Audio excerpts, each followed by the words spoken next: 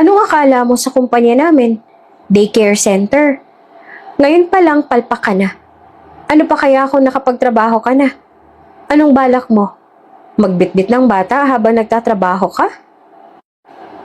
Sino yan? Yun po. Yun po yung babaeng aplikante na may dalang bata sa interview kanina. Nireject ko siya. Interview pa nga lang, nagdala na ng bata. Interview pa lang, nagdala na ng abala. Talagang nagdala pa ng bata, dapat maging presentable man lang sana siya ng kaunti sa pag-a-apply niya. Tsaka, hindi ko rin naman siya tatanggapin dahil balak niya rin na dali ng anak niya sa mismong trabaho. Mas malaking abala po yun. Anong mga skills niya? Po? I want to know her experience and skills.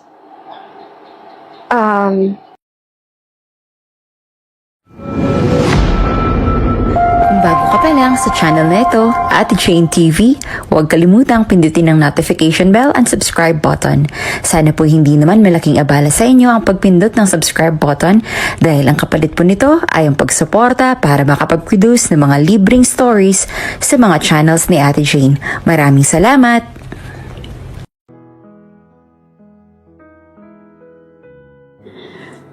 Matapos na makapagbihis at makumpleto ang mga dadaling papel ni Sue, ay kaagad siyang nagtungo sa maliit nilang sala.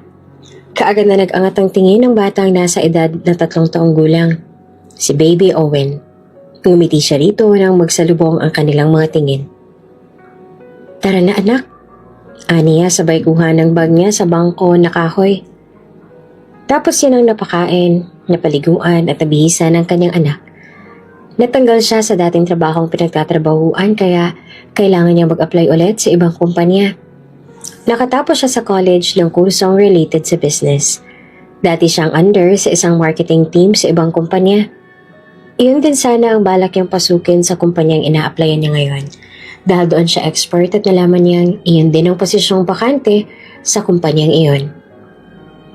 Distansya ang kumpanya sa apartment niya. Ngunit hindi problema sa kanya iyon. Ngayong hirap siya sa pinansyal ay kailangan niyang sumugal. Inilagay niya sa bag niya ang dede at ang gatas ng anak niya. Breastfeed siya, pero hindi naman pwedeng mag-breastfeed siya in public. At dahil introvert siya noon pa man, hindi talaga siya nagkaroon ng kahit isang close friend sa trabahong pinanggalingan niya. Wala siyang malapitan para mahinga ng tulong. Kahit yung mga taong mapagkakatiwalaan niya man lang na pwedeng mapag-iwanan niya sa anak niya. Kaya nga ngayon, mapipilitan siyang dalhin ang anak niya sa pag-a-applyan niya. Tiningnan niya muna ang sarili sa salamin bago hinawakan ng kamay ng anak para lumabas na sila sa apartment. Nagpapasalamat si Sue na wala ngayon sa labas ang landlady at mukhang nasa mahjong. Kaya dali-dali silang lumabas ng gate at kaagad na pumara ng tricycle sa labasan. Kandong ka rito anak, may pasaherong uupo riyan. Aniya kay Baby Owen na inosenteng tumayot umupo sa kandungan niya. Para isang tao lang mabayaran niya at hindi nakasama ang anak niya. Kaya kakandungin niya ito. Kailangan nilang magtipid ng pamasahe lalo pat kailangan nilang mag-double ride. Isa sa tricycle at isa sa jeep.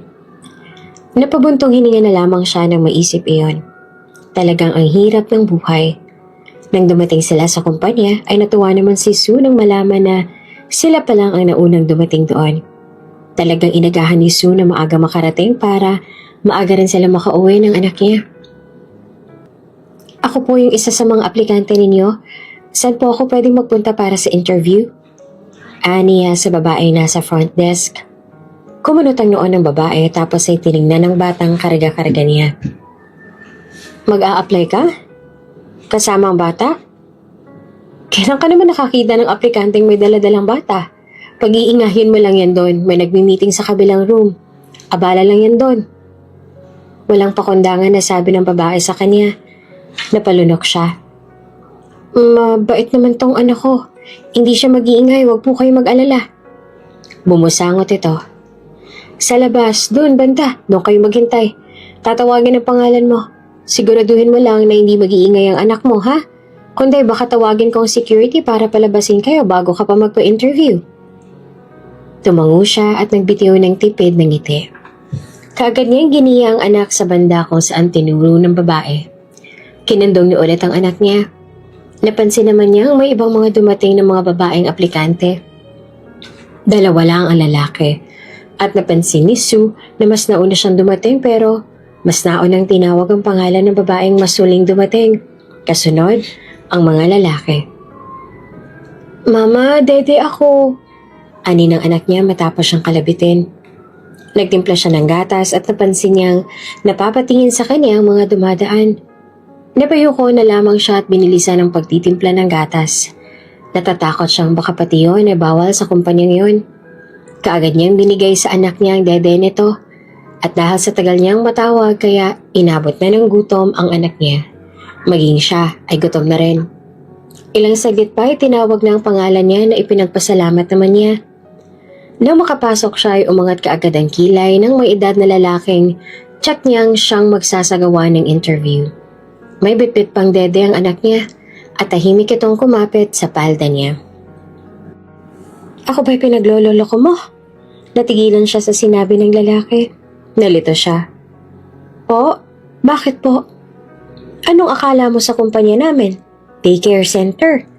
Ngayon pa lang palpak ka na. Ano pa kaya kung nakapagtrabaho ka na? Anong balak mo? Magbitbit ng bata habang nagtatrabaho ka? Natigilan siya sa sinabi ng lalaki. Ilang saglit pa, bago siya nakahuma sa pagkapigla. Huwag po kayo mag-alala. Hindi po magiging sagabal sa trabaho ko ang anak ko. Pagsisikapin ko po ang trabaho ko at hindi na, umalis ka na. Hindi kukuha ang kumpanya ng katulad mo. Isipin mong hindi charity itong pinasukan mo. Aba marami riyan na mas deserving at hindi lang ikaw ang naghihintay na ma-interview namin. Putol na to sa sasabihin niya pa sana. Hindi man lang nito hinintay na makapagpaliwanag siya. Samantala, kalalabas lang ni Rostan mula sa meeting niya sa umagang yun. Saktong pagkaliko ng lalaki sa right wing ay saka naman lumabas ang babaeng may karga-kargang bata. Muntik niya nang mabangga ang babae kung hindi kaagad siya nakaatras. Sir, buti naman at nandito na pala kayo. Iaakit ko sana tong mga files sa mga taong napili ko. Sila ang mga suitable para sa trabahong. Sino yun? Putol niya sa sasabihin ng empleyada niya. Iyon yung babaeng aplikante na may dalang bata sa interview kanina. Nireject ko na ho siya. Interview pa lang, nagdala na ng abala. Talagang nagdala pa ng bata, dapat maging presentable mo lang sana siya kahit kaunti sa pag-apply niya. Tsaka, hindi ko rin naman siya tatanggapin dahil balak niya rin dalhin ng anak niya sa mismong trabaho. Abay, mas malaking abala po yun. Paliwanag ng empleyado niya. Anong mga skills niya? Kumunot ang noon ng empleyado niya at bigla niya na lang naitanong iyon. Po? I want to know her experience and skills. Ulit niya. 5 taon na po siyang miyembro ng marketing sa JH Group. May experience rin po siya sa software development. Tsaka 2 years as IT expert sa isa pang kumpanya. Iritadong binalingan niya ang empleyado niya. Anong mga skills na mga kinuha mo kung ganun?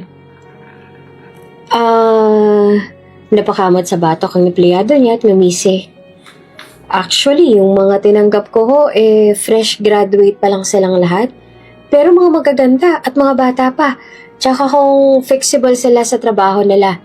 At tsaka, tinanggal mo ang may mas karanasan kapalit ng mga walang mga muwang dahil lang mas magaganda at mas bata. Ano magagawa ng ganda at bata sa kumpanya ko kung wala naman silang alam? Putol niya sa pabulyaw na paraan upang mapaatras ang empleyado niya. He was so disappointed. Dapat, kumuha na siguro siya ng ibang mas mapagkakatiwalaan sa bagay na to. Call security. Pabalikin ang babaeng yun kanina. Kagad na kumilos ang empleyado niya at halos maganda patid-patid na sa pagsunod sa gusto niya. Ilang minuto lang tinagal at paghihintay ni Rostan sa office niya ay pumasok na ang secretary niya. Sir, nandito na po ang babaeng aplikante. Papapasukin ko na ba siya? Tumango siya. Kaya kaagad na sumunod ang babae upang papasukin ang aplikante. Nakita niyang naunang pumasok ang babae. Nag-decide siyang sa office niya ito i-interview kesa hayaan pa yung isang empleyado niyang gawin pa iyon. Anak, halika na. Narinig niya ang malambing na boses ng babae. Nakita niya itong may dalang bata kanina. Mabuti na lang at hindi pa nakalayo ang dalawa nang utusan niyang tauhan na tawagin ulit ito. Unti-unting pumasok ang bata. Ngunit hindi niya inaasahang ang pagpasok ng bata ang dahilan ng pagtigil ng mundo niya. Hindi siya makagalaw sa upuan. Hindi niya malang namalayan na nanubig na ang sulok ng mga mata niya. Bakit kamukha niya ang bata? Paano nangyari yun? Sue, ano ba? Saan ka pa pupunta? Halika muna rito. Bakit ba ayaw mo makisama sa amin? Sige na. Sinabayan niyo ng halakhak at saka hinilang walang lakas niyang mga braso. Nasa isang club siya at balak niyang sumuka sana dahil pakiramdam niya bumabaliktad na ang sikmura niya. Kaya lang, ayaw naman siyang pakawalan ng kasamahan. Ang totoo ay napilitan lang siyang sumama sa night out ng mga katrabaho dahil sa birthday ng isa nilang kasama. Tsaka, pinilit din siya ng isa sa kasama, tinawag na din siyang KJ ng mga ito. Ayaw niya namang magtampong mga ito kung kaya't napilitan na siyang sumama. Hindi niya naman inasahan na lalasingin siya ng mga ito ng ganito. Sumigaw at nagmura ang isang lalaki. Nasukahan niya ito, kaya ilang beses siyang nagsorry. Kasalanan naman kasi nito dahil ilang beses niyang sinabi na aalis na siya, pero ayaw pa rin nitong makinig sa kanya. Yan tuloy, nasukahan siya ng tuluyan. Eric, hatid mo na lang yan si Sue, wala na sa sarili eh. Narinig niyang sabi ng kasamahan nila.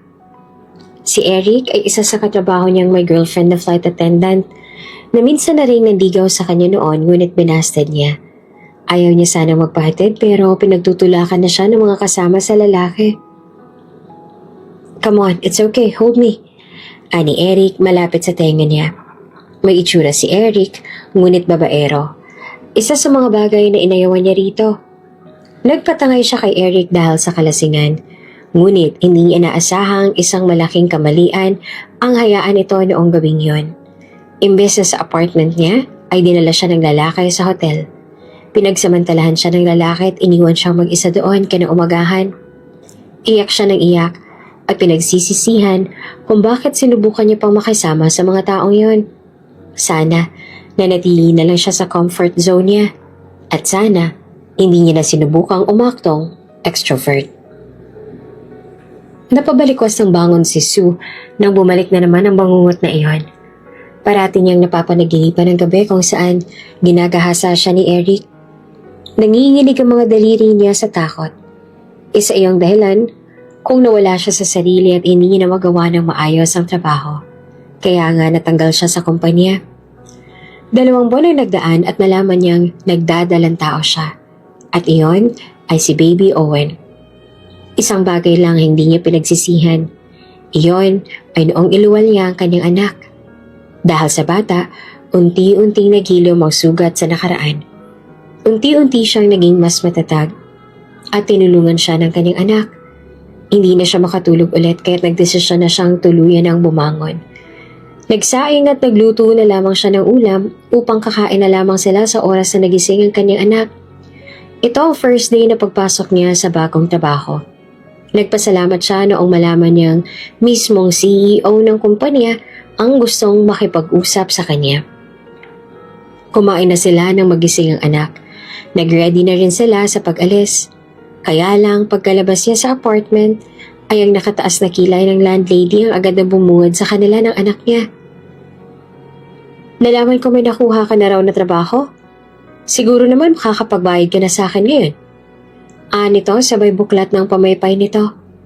Napakamot siya at nagbitiw ng pilit ng ngiti. First day ko lang pa po ngayon eh. 1 linggo pa po ang hihintayin ko bago ako makatanggap ng sahod. Kahit 5K wala ka dyan, unahan mo na lang ng 5,000. Abay 2 buwan na kayong hindi nakakapagbigay sa akin. Alangan namang hintayin ko pa yung susunod na linggo. Marami akong bayarin, tsaka mahiya naman kayo. Napayuko na lang siya at kaagad na ikinubli ang anak sa likuran niya. May 500 po ako rito, kaya lang po panggatas at pagkain na lang po ito ng anak ko. Kapag kinuha niyo pa to, wala na pong kakainin tong anak ko.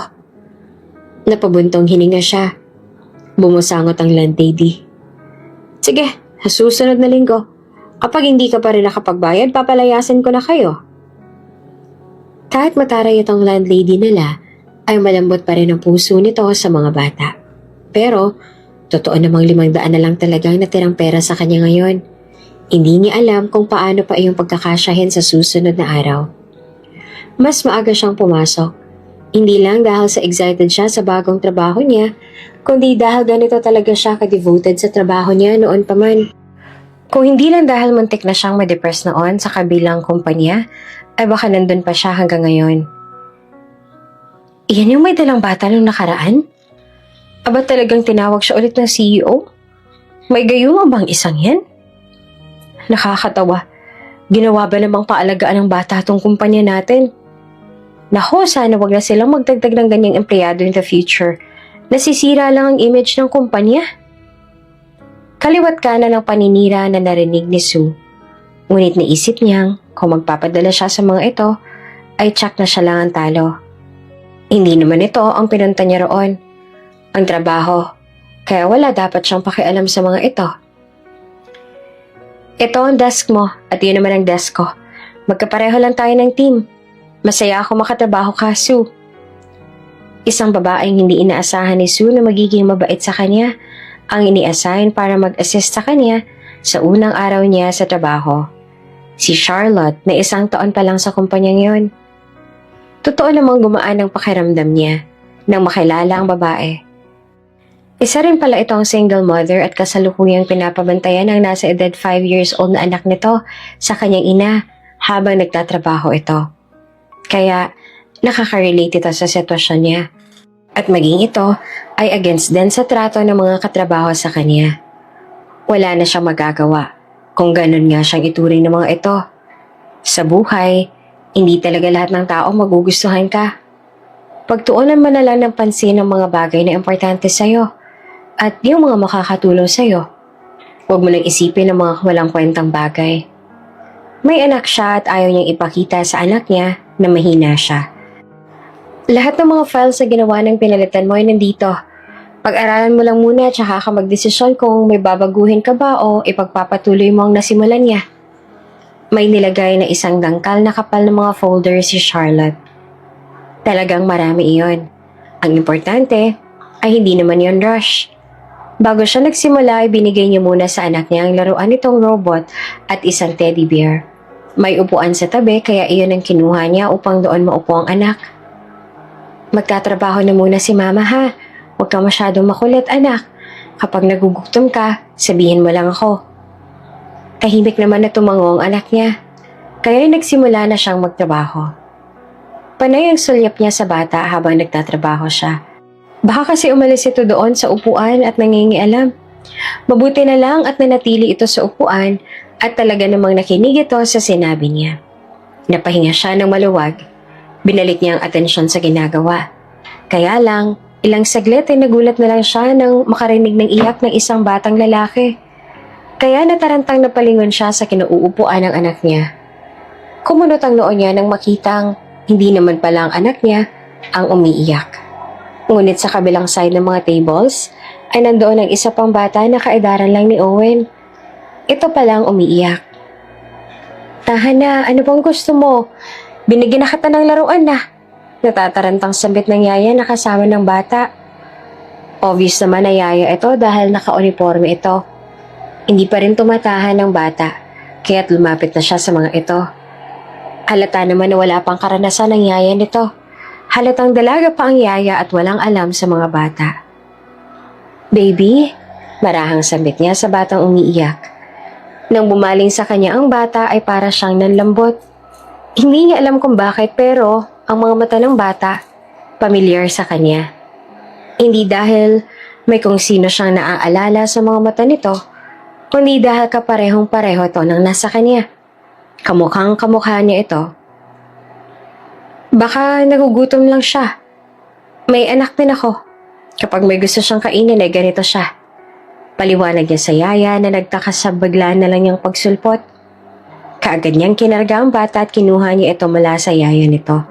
Tsaka'y nagtungo siya sa table niya upang ilabas ang baon nila. Para sa kanilang dalawa yon ni Owen pero dahil sa bata, babawasan niya ang budget niya.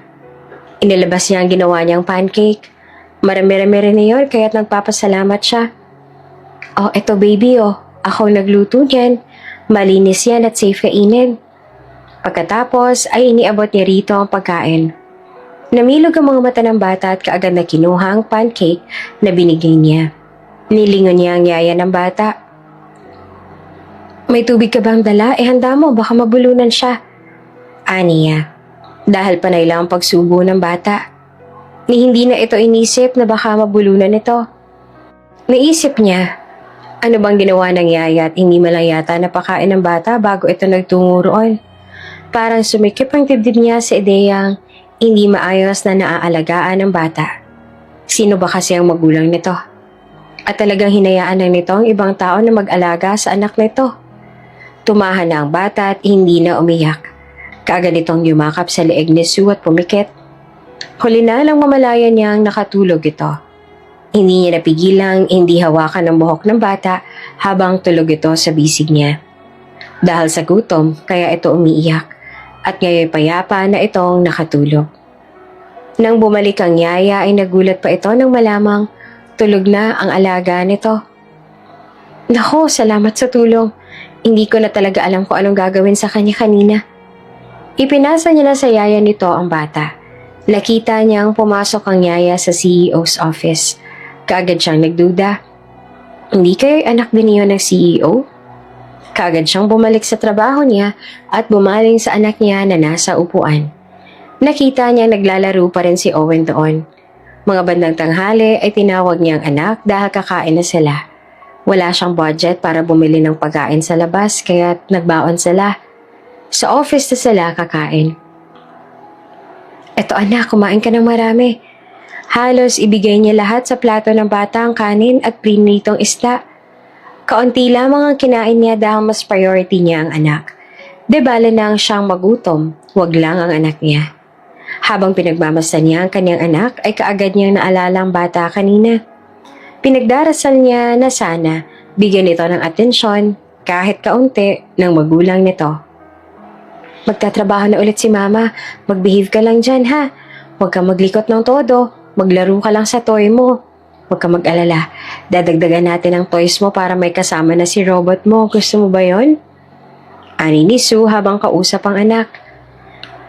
Maaga sila sa trabaho upang matapos na ni Sue ang gagawin niya. Napangiti si Sue nang tumango ang anak. Nagpapasalamat siya at kahit bata pa ang anak niya, ay minsan nakakaintindi na ito sa mga sinasabi niya. At natutuwa siyang sumunod ito sa mga sinabi niya rito. Nagtungo na rin siya sa upuan niya nang marinig niya ang boses sa unahan ngunit bago pa siya nakahuma ay isang maliit na braso ang biglang yumapos sa kanya. Gulat at dumungaw siya sa may-ari ng mga maliliit na braso. Yung bata pala noong nakaraan itong nandito. Ano ka ba naman Andre? Sabi kong huwag ka masyadong maglumikot eh. Bulalas ng dumating na yaya ng bata. Halika na Andre, balik na tayo sa loob. Mapapagalitan tayo ng daddy mo kapag nakita ka niya rito na paggala-gala sa labas. Natigilan siya nang marinig ang pangalan nito. Andre pala ang pangalan nito. Pasensya ka na, masyado lang kasi talagang malikot tong alaga ko. Noong nakaraan sa bahay, panay ang yaya niyang magpunta raw kami rito. Sabi ko naman sa kanya na huwag siyang maglikot kapag nakarating kami rito. Tapos, seto na naman siya, ayaw makinig.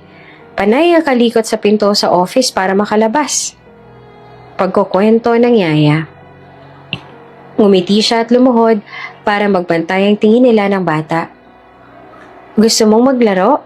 Nandito rin ang anak ko. Kasama ko siya sa work ko. Umawang ang labi ng bata habang pinagmamasdan siya.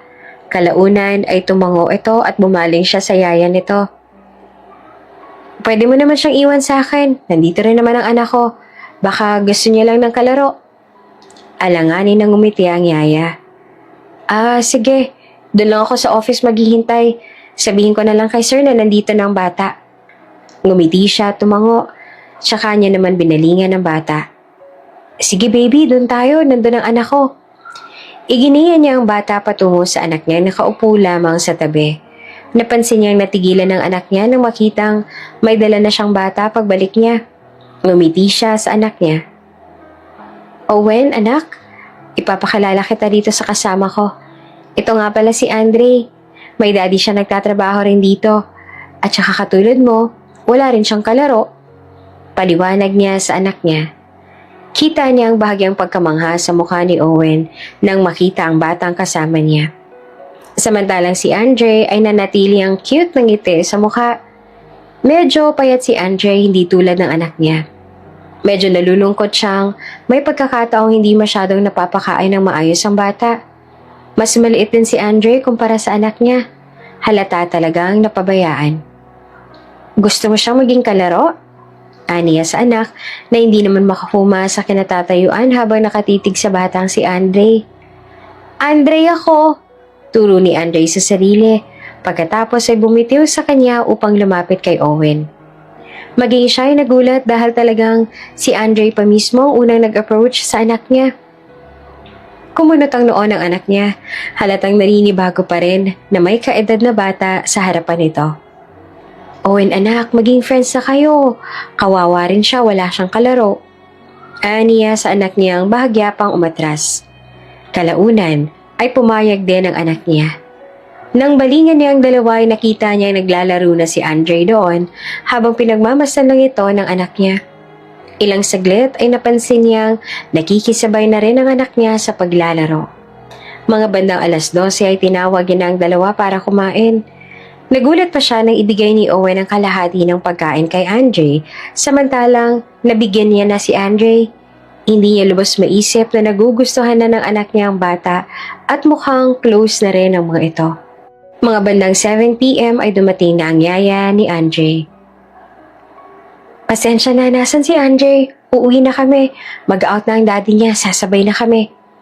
Ani ng yaya. Eto ako. Nagtaas ng kamay si Andre na makitang dumating na ang yaya. Nakita niyang hinawakan ni Owen ang kamay ni Andre at sabay ang mga itong lumapit sa kanila. Nakangiti si Andre habang seryoso ang anak niya nakatingin sa kanila. Tara na Andre, uwi na tayo. Ani ni yaya ni Andre. Kaya lang ay biglang umiling si Andre at biglang kumapit sa trouser niya. Kaya bahagya siyang nagulat. No! Umiling si Andre at mas lalo pang nagtago sa likuran niya. Andre, uuwi na raw kayo. Bumaling siya sa bata. Umiling pa rin si Andre. Nagmatigas pa rin ito kahit ilang beses nang kinumbinse ng yaya. Lumuhod siya sa harapan ng bata at ngumiti nang magsalubong ang mga mata nila. Babalik ka rin naman bukas, diba? Maglalaro ulit kayo ni Owen. Kaya huwag ka mag-alala. Hindi kami aalis ni Owen. Pero umiling pa rin si Andre hanggang biglang sumabat ang anak niya. Sama Andy sa atin! Napasapo na lang siya sa noo. Hindi niya alam kung anong gagawin. Hanggang sa biglang nag-ring ang phone ng yaya. Nako, tumatawag na si Sir. Kaagad naman itong sinagot ng babae at nalaman niyang tuturo ng ama ng bata. Sa pagkakataong yon ay gusto niyang makita ang ama ng bata.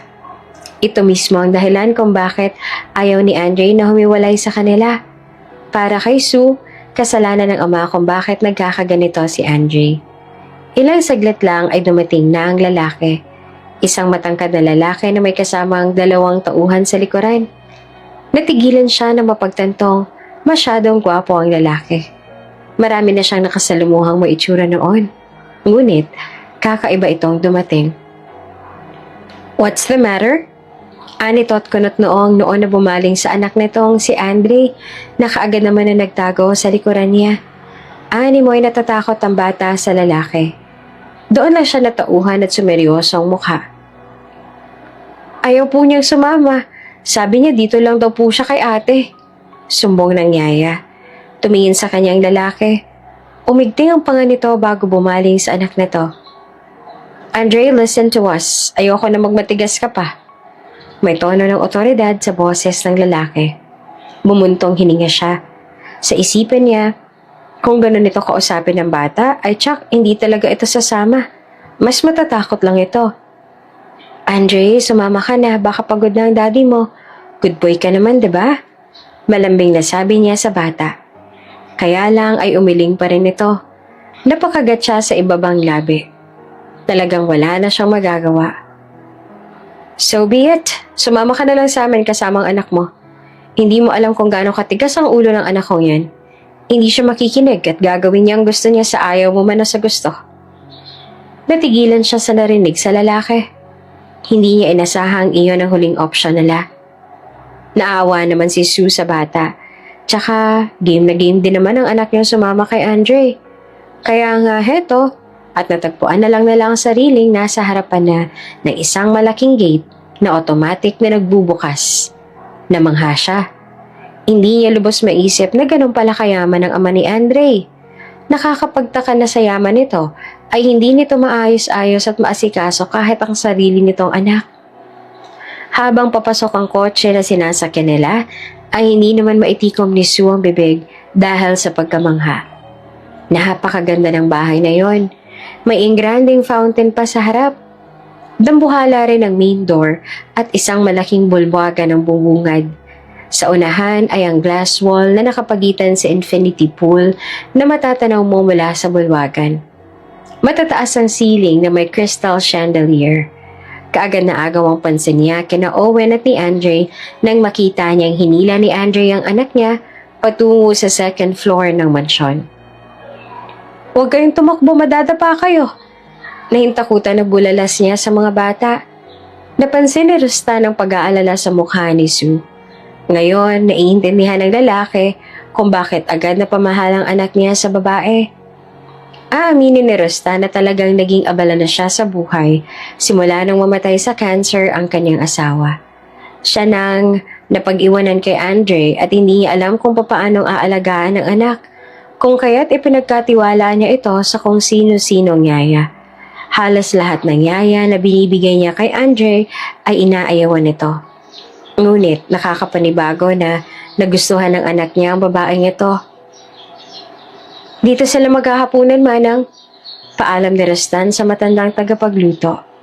Akmang tatanggi si Sue, ngunit kaagad siya nagsalita. "Sa office muna ako, sabihin mo lang kung may kailangan ka." Ani niya. Samantala, nang makaalis si Rustan ay walang nagawa si Sue kundi ang mapaupo na lamang sa sala. Ilang saglit lang ay dumating ng isa sa katulong. "Miss, magtungo ka na sa hapag at tatawagin ko na si Sir." Ani ng matanda. Kaagad siyang tumayo.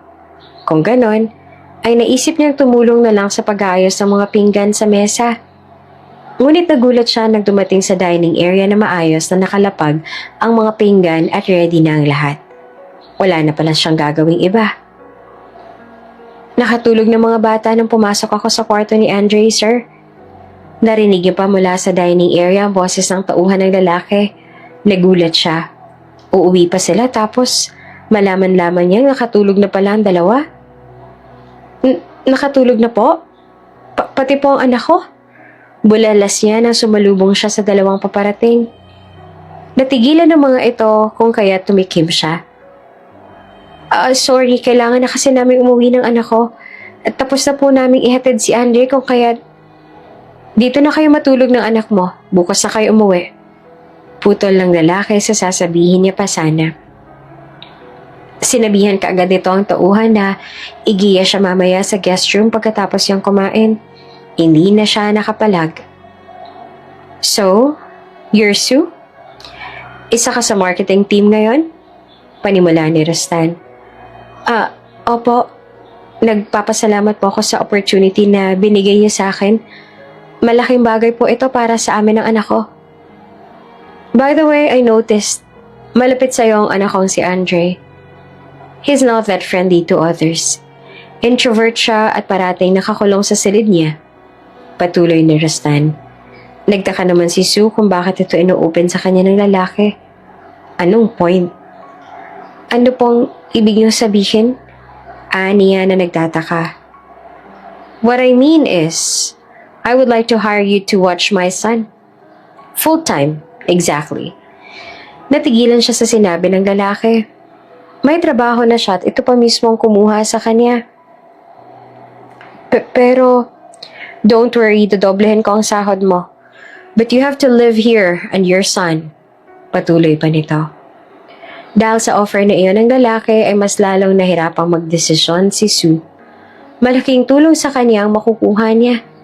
Hindi na nila kailangang magrenta ng bahay dahil libre silang titira sa mansyon nito. Wala na siyang poproblemahin sa pera dahil doble sa sahod niya sa opisina ang matatanggap niya.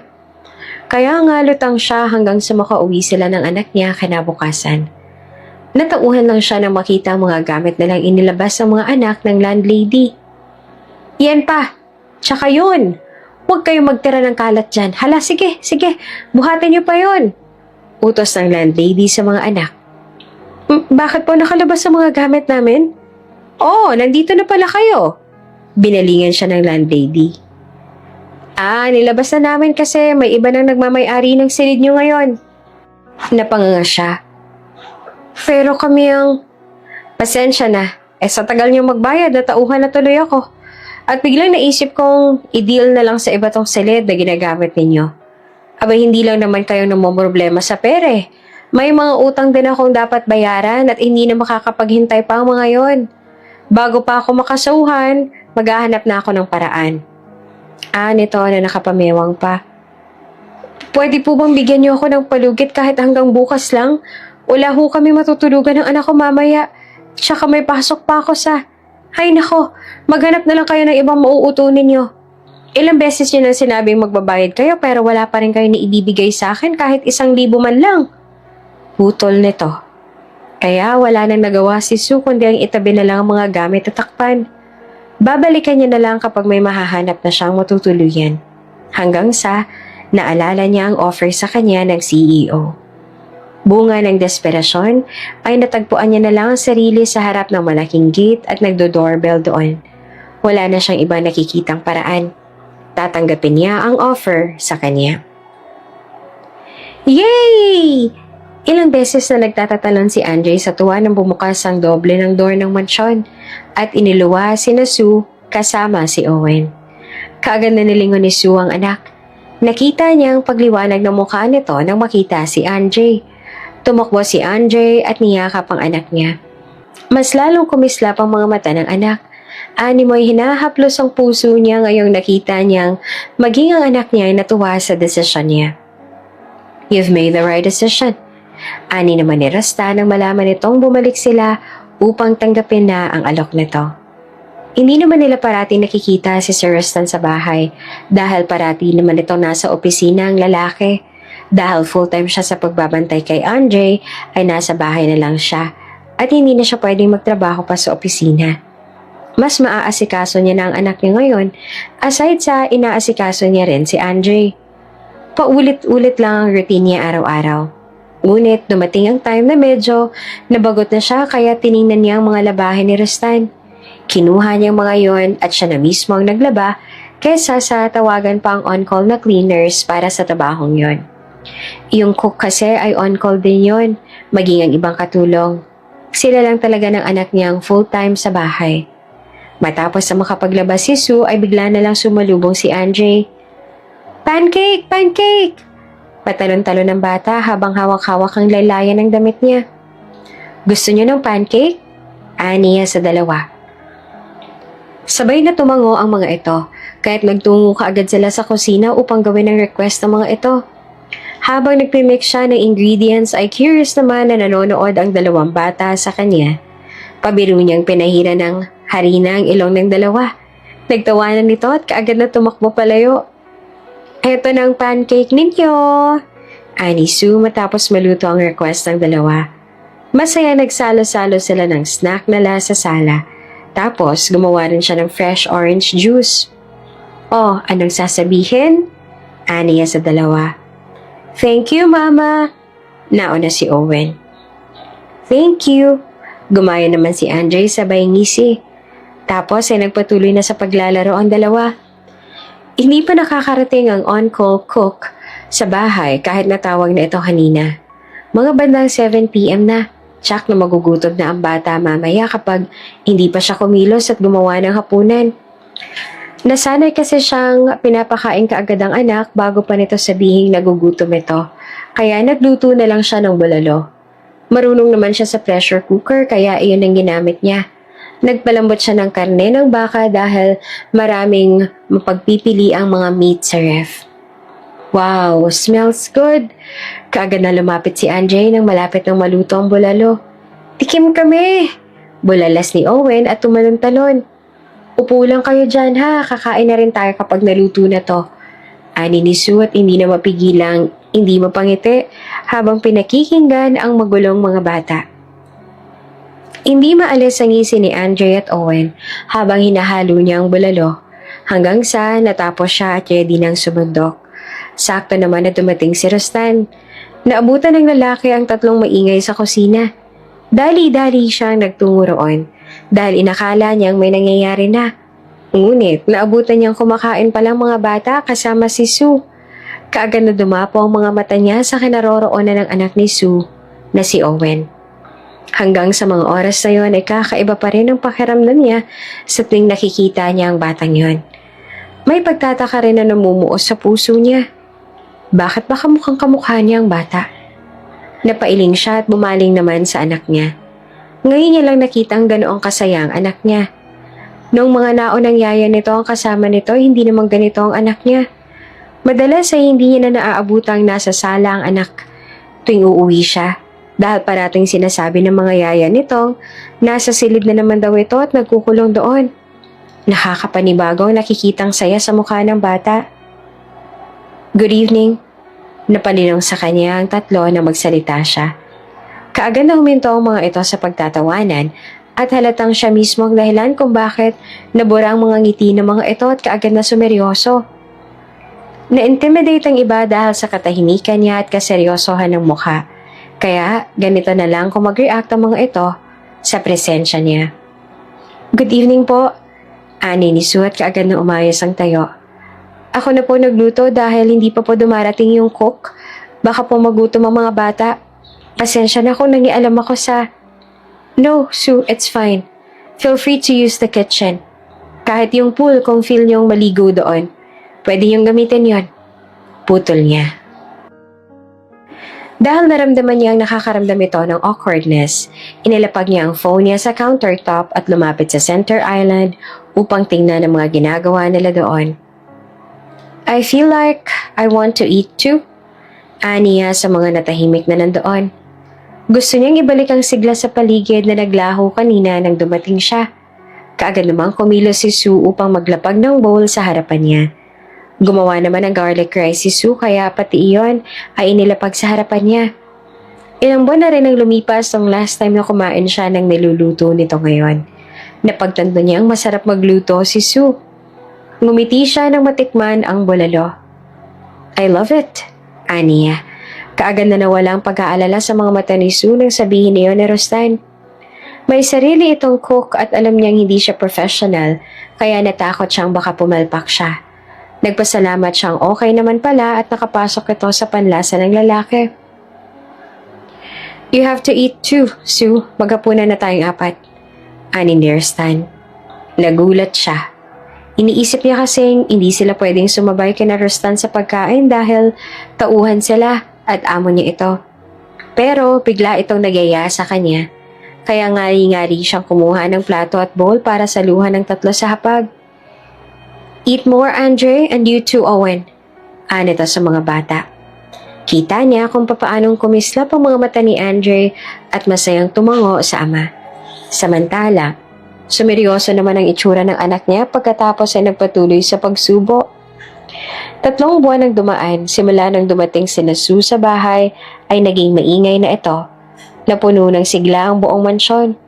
Napuno ng tawanan at sigawan dahil kay Andre at Owen. Samantalang, panay naman ang habol ni Sue sa dalawa upang punasan ang pawisang likod ng dalawa. Kakalabas naman ni Rostan sa CR at kahit sa glass wall ng bathtub ay nasisilip ng lalaki ang dalawang bata na nagkukulitan sa garden. Pagkalabas ni Rostan ay nandoon na ang necktie niya, office suit at makintab na itim na sapatos. Kahit hindi kasama sa trabaho ni Sue, ginagawa pa rin ng babae. Mas naging magaan ang araw-araw ni Rostan noong dumating si Sue. Maliban sa mga bata ay naasikaso rin siya ng babae. Habang nilalagay niya ang belt niya ay tumingin ulit siya sa baba. Nakita niya si Sue na namewang habang hawak ang sandok mula sa kusina.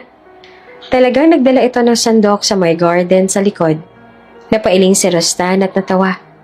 Lahat ng kailangan niya ay maayos na inasikaso ng babae kung kaya't mabilis siya nakababa at naabutan ng pagpasok ng mga naghahabolang bata mula sa garden. Kasunod ni Sue na humihingal din. Sabing kakain na tayo, ang gugulo niyo pa rin. Bulalas ng babae sa dalawang bubuit. Napatingin siya sa babae. Kahit pawisan ay hindi nakabawas iyon sa ganda ni Sue. Mas naging blooming pa nga ito sa lagay na yon. Nakahanda ng agahan nila. Inihanda iyon lahat ni Sue. Hindi niya nga nagawang tawagan pa ang cook dahil sa babae. Ito na halos ang umako ng lahat ng gawain sa bahay. Mas maaga pa itong bumabangon kaysa sa kanilang lahat at masigasig ito na nag-aasikaso sa kanila sa bahay. Nang makaupo na siya sa upuan niya ay kaagad na inilapag ni Sue ang coffee niya. Sa mga bata naman ay ang gatas ng mga ito. Sue, umupo ka na rin. Ani niya sa babae. Dahil masyado na itong abala sa pag-aasikaso sa kanila na nakalimutan na nito ang sarili. Tumango ito at naupo malapit sa inuupuan niya. Ngumiti ang babae sa dalawang bata. Kain kayo ng marami ha, ubusin ang gatas. Huwag ka agad tumakbo pagkatapos kumain. Paalala nito. Napatitig siya sa babae habang nagsasalita ito. Hindi niya alam kung sinong lalaking gago ang gumawa nito kay Sue. Ang ganitong kalambing, mabait at kaalagang babae ay hindi dapat sinasayang. Nagpapasalamat siyang positive thinker pa rin si Sue sa kabila ng pinagdaanan nito. May problema po ba? Napakurap-kurap siya ng matauhan. Napansin nito nakatitig siya dito at hindi kaagad niya napansin. Nothing. Niya at umiling. Nagtataka na nagpatuloy na lang si Sue sa pagkain. Matapos sila mag-agahan ay agad na sumunod si Andre sa ama. Magpapaalam na ito dahil papasok na sa trabaho. Bye, ingat kayo rito. Huwag makulit at huwag magtatakbo malapit sa may pool ha, lalo na kapag wala si Tita Sue. Paalala niya sa anak. Masayang tumango naman si Andre. Yumuko si Rostan upang mahalikan sa pisngi ang anak.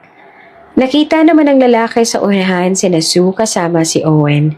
Napatitig siya kay Owen. Seryoso ang mga mata ng bata na nakatingin sa kanya. Kulang na lang ay isipin niya ang reincarnation niya ang bata. Dahil kahit ang ugali at mga tingin ay katulad ng sa kanya. Napabuntong hininga siya. Ilang beses niya nang sinabi sa sarili niya hindi niya na dapat isipin iyon. Ingat kayo rito, Sue. Niya sa babae. Ngumiti naman ito tumango. Ikaw rin po. Habang nasa meeting ay hindi alam ni Rostan kung bakit lumilipad ang isipan niya sa kung saan-saan. Mahilig kaya ang babae sa damit? Anong laruan kaya ang gusto ni Owen at Andre? Ilang damit at laruan kaya ang bibilhin niya? Sir? Untag na nagpe-present ng project sa gitna. Ang totoo niya ay kanina pa panay tawag ito pero tulala siya. Umayo siya ng upo at binigyan ng nagtatanong na tingin ng empleyado. Ano pong tingin niyo sa presentation? Gusto po namin malaman ang point of view ninyo para rito. Sa dami ng iniisip niya, ay hindi niya na nabigyan ng pansin ang meeting. Kumayom ang kamao niya tinignan ng presentation. Nagbigay siya ng opinyon. Kahit hindi siya nakinig, ay napag-aralan niya yon. Akala niya hanggang sa office niya nang iisipin ang pasalubong niya para sa tatlo. Ngunit kahit noong pauwi na siya, ay naaalala niya naman iyon lalo na noong napadaan siya sa isang mall. Let's stop here, may titingnan lang ako sa loob. Niya sa driver niya. Kaagad naman itong sumunod sa kanya nang pumasok siya sa mall. Dumaan siya sa mga laruan ng bata. Naalala niya kaagad si Owen nang makita niya ang robot toy na may battery at gumagalaw. Hindi tulad yun ang usual na nilalaro ni Owen sa bahay nila. Mas maganda ang robot na yon. At check niya ang magugustuhan yun ng bata. Nakita naman niya ang sasakyan na the remote. Si Andre naman ang naalala niya. Mahilig naman sa mga sasakyan ng anak niya. Give me 5 colors of this robot toy. Same to those car toys. Niya sa sales lady. Binigay niya ang black card niya. Tapos ay nagtungo na naman siya sa mga damit. Isang floral dress sa labas ng store ang nagpatigil sa kanya. Isang long floral dress ang nakita niya. Kaagad na nag-appear sa isipan niya ang itsura ni Sue na nakangiti. Oops! May break muna. Gusto mo bang ma-shoutout dito sa channel ni Ate Jane? Mag-comment lang ng lesson you learned from the latest story uploaded. Dahil pipili kami ng isang best comment of the day para i-shoutout sa susunod na upload. Kaya huwag kalimutang mag-iwan ng lesson you learned after you watch this video. Maraming salamat! Shoutout nga pala kina Mercy Elecanal ng Riyadh at Jovelyn Eder. Maraming salamat sa pakikinig. Bago pa magmukha siyang hibang sa labas ng store ay pumasok na siya at sinabi kaagad sa sales lady ang estimated size ni Sue. Lahat ng dress na tiningnan niya ay kinuha niya. Let's go, ani niya sa driver. Naabutan niyang tulog na ang tatlo sa bahay. Katabi ng dalawang bata si Sue na may hawak na libro. Halatang nagkwento pang babae upang makatulog ang dalawa. Dahan-dahan niyang kinuha ang libro sa kamay nito at saglit na pinagmasdan ang babae. Dahil sa pagod, pati ito ay nakatulog na rin. Nakangiti siya. Tapos ay inilapag niya ang paper bags maliban kay Sue sa side ng table upang makita kaagad ng mga ito mga iyon kinabukasan. Good night. Ani at hinalakan sa pisngi si Anjay. Napatingin naman siya kay Owen. Hindi niya napigilang hindi hawakan ng ulo ng bata at bahagya itong tinapik. Sa huling beses ay nakangiti siyang lumabas sa silid. Nasa bandang 12:00 na rin at napagod sa kahihintay ang tatlo sa kanya. Maagang nagising si Sue. Napansin niya kaagad ang mga paper bag sa side table. Kaaga siya nagtungo sa kusina at binaliwala ang mga yon. Nagluto muna siya bago siya umakyat sa taas upang ihanda ang mga susuotin ni Rostan. Hindi pa man siya natatapos sa paghahanda ng mga gamit ni Rostan, ay nakalabas na ang lalaki sa shower. Kaagad siya nagbawi ng tingin nang malaman na nakatawal lang ito. Sorry, hinanda ko lang ang damit mo. Ani at inilapag ang trouser nito sa kama. No, it's okay. Thank you, Sue. Halos ayaw niya pa rin balingan si Rostan. Binilisan niya ang mga kilos niya upang makaalis na kaagad doon. Akmang aalis na siya nang magsalita ito. Sue? Wait. Napalunok siya at ngaling-ngaling pumaling. Ha? Bakit? May nakalimutan ba ako? Tumingin siya sa mga hinanda niya. Lahat naman ng gamit na kailangan nito ay nandoon na. Kaya ano pang kailangan nito? Kumunot ang noon niya nang mapansing may kinuha ito sa tabi ng kama. Nakita niyang paper bag doon na may tatak ng mamahaling brand. This is for you. Anito at iniabot sa kanya ang paper bag. Nagtaka naman na kinuha niya iyon at tiningnan ng loob. Nagulat siya nang malaman ang mga mamahaling damit pala iyon. Naku, wala po akong pambayad dyan. Kaagad niyang binalik kay Rostan ang paper bag. Natawa ang lalaki at binalik ulit iyon sa kanya. That's not what I mean, Sue. Para sa'yo yan. Hindi ko pinapabayaran yan. Tanggapin mo na. Alanganin man ay tinanggap iyon ni Sue. Medyo nahihiya pa nga siya nang silipin muli ang mga damit sa loob ng paper bag. Hindi naman kasi siya sanay sa mga ganoon. Baka nga hindi pa bagay sa kanya ang mga damit na yon. Salamat po, Aniya. First time niya lang makatanggap ng regalo, kaya sobrang natuwa siya. Linggo nga pala ngayon, wala akong pasok. Samahan mo ako sa grocery. Ikaw ang mas nakakaalam sa mga kulang sa bahay. Kaya mas mabuting sumama ka. Ani Rostan. Tumango siya. Kaagad niyang binihisan ng mga bata. Makukulit pa rin ang mga ito kahit noong nasa kotse. Seryoso si Owen kapag siya ang kasama. Ngunit kakaibang kislap ng mga mata nito kapag kasama si Andre. Samantalang si Andre naman ay masayang kinukulit lamang si Owen. Hanggang ngayon ay maliit pa rin si Andre kumpara kay Owen. Naisip niyang baka talagang mas matangkad si Owen. Magkasalungat naman ng mga ugali dahil maingay si Andre at tahimik naman si Owen. Ay hindi niya inaasahang sobrang close talaga ng dalawa. Hindi niya rin inaasahang pareho ng birthday ang dalawang bata. Isang buwan na lang at malapit ang mag-4 ang mga ito. Natutuwa siyang isiping mukhang magkasabay pa na lalaki ang mga ito na magkasama. Like it, like it. Bulala si Andre sabay turo sa sumasayaw na cactus. Hinilap pa nito si Owen at parehong naglaro doon ng dalawang bata. Owen! Bulala si Andre sa cactus. Tapos ginaya ng cactus ang sinabi ni Andre sabay sayaw. Inakbayan ni Owen si Andre bago nagsalita sa cactus. Andre! Napangiti siya habang pinagmamasa ng dalawa. Kapag may nakakita sa dalawa, talagang iisipin ng mga itong magkapatid ang mga ito. Let me do this, Sue. Ako na maghahanap at bibili sa mga nasa listahan. Ani ni Rustan sabay kuha sa listahan na dala niya. Nagbabantay rin kasi siya sa mga bata. Pagkababa nila ng sasakyan ay iyon kaagad ang sinabi ni Rustan upang hindi na siya mahirapan pa. Nag-alangan man ay hinayaan niya ang lalaki na gawin iyon. Pagkatapos ay tinuon niya na lang ang pansin sa pagbabantay sa dalawang bata. Madaling nabili lahat ni Rustan ang lahat ng nasa listahan. May kasama itong dalawang tauhan para mamili. Nagpapasalamat na siya at tama ang lahat ng nakuha ng mga ito at ang nasa listahan. Let's get inside. Yaya ni Rustan sabay hawak kay Andre. Balak pumasok ng dalawa sa isang bilihan ng mga laruan. Kaagad na hinawakan ni Sue ang anak. May pera siya pero hindi niya dala. Baka magturo ang anak niya sa loob at wala siyang pambayad.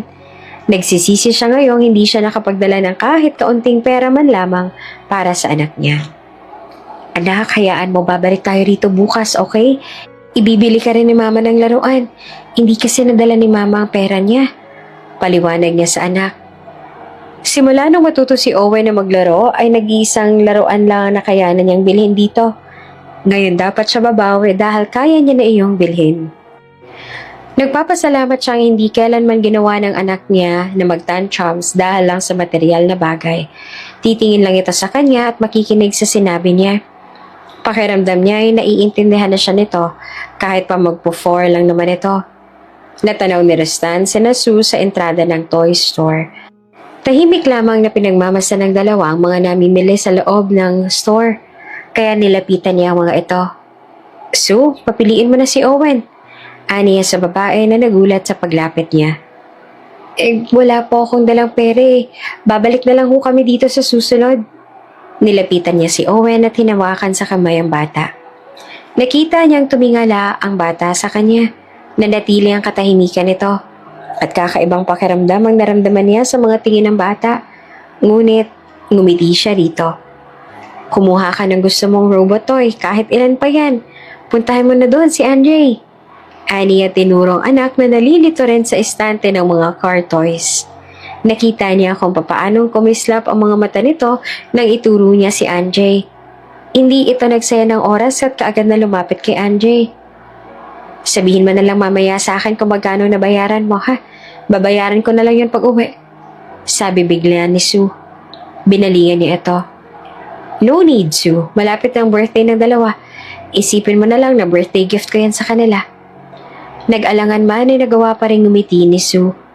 Kumain sila sa labas at hindi maalis ang tingin ni Rustan kay Sue. Halos hindi na ito makakain para lang asikasuhin ng dalawang bata. Kaya siya na mismong kumuha ng pagkain at inilapag sa harapan ni Sue. You have to eat too. Hayaan mo na sila. Big boy ng mga yan. Ani niya sa babae. Pagkatapos ay nilagyan niya pa ng pasta ang plato at inilapit kay Sue. Nakita niya kung papaano ito natigilan. Salamat. Ani to at nagsimula ng kumain. Napangiti naman siya. Isang babaeng uunahin ng iba kaysa sa sarili nito. Maunawain at hindi mahirap kausap. Maganda at hindi nakakasawang tingnan. Kailanman ay hindi nagtitake advantage si Sue sa kabutihang pinapakita niya. Araw-araw ay pinagbubutihan pa nito ang trabaho. Kakaiba talaga ito.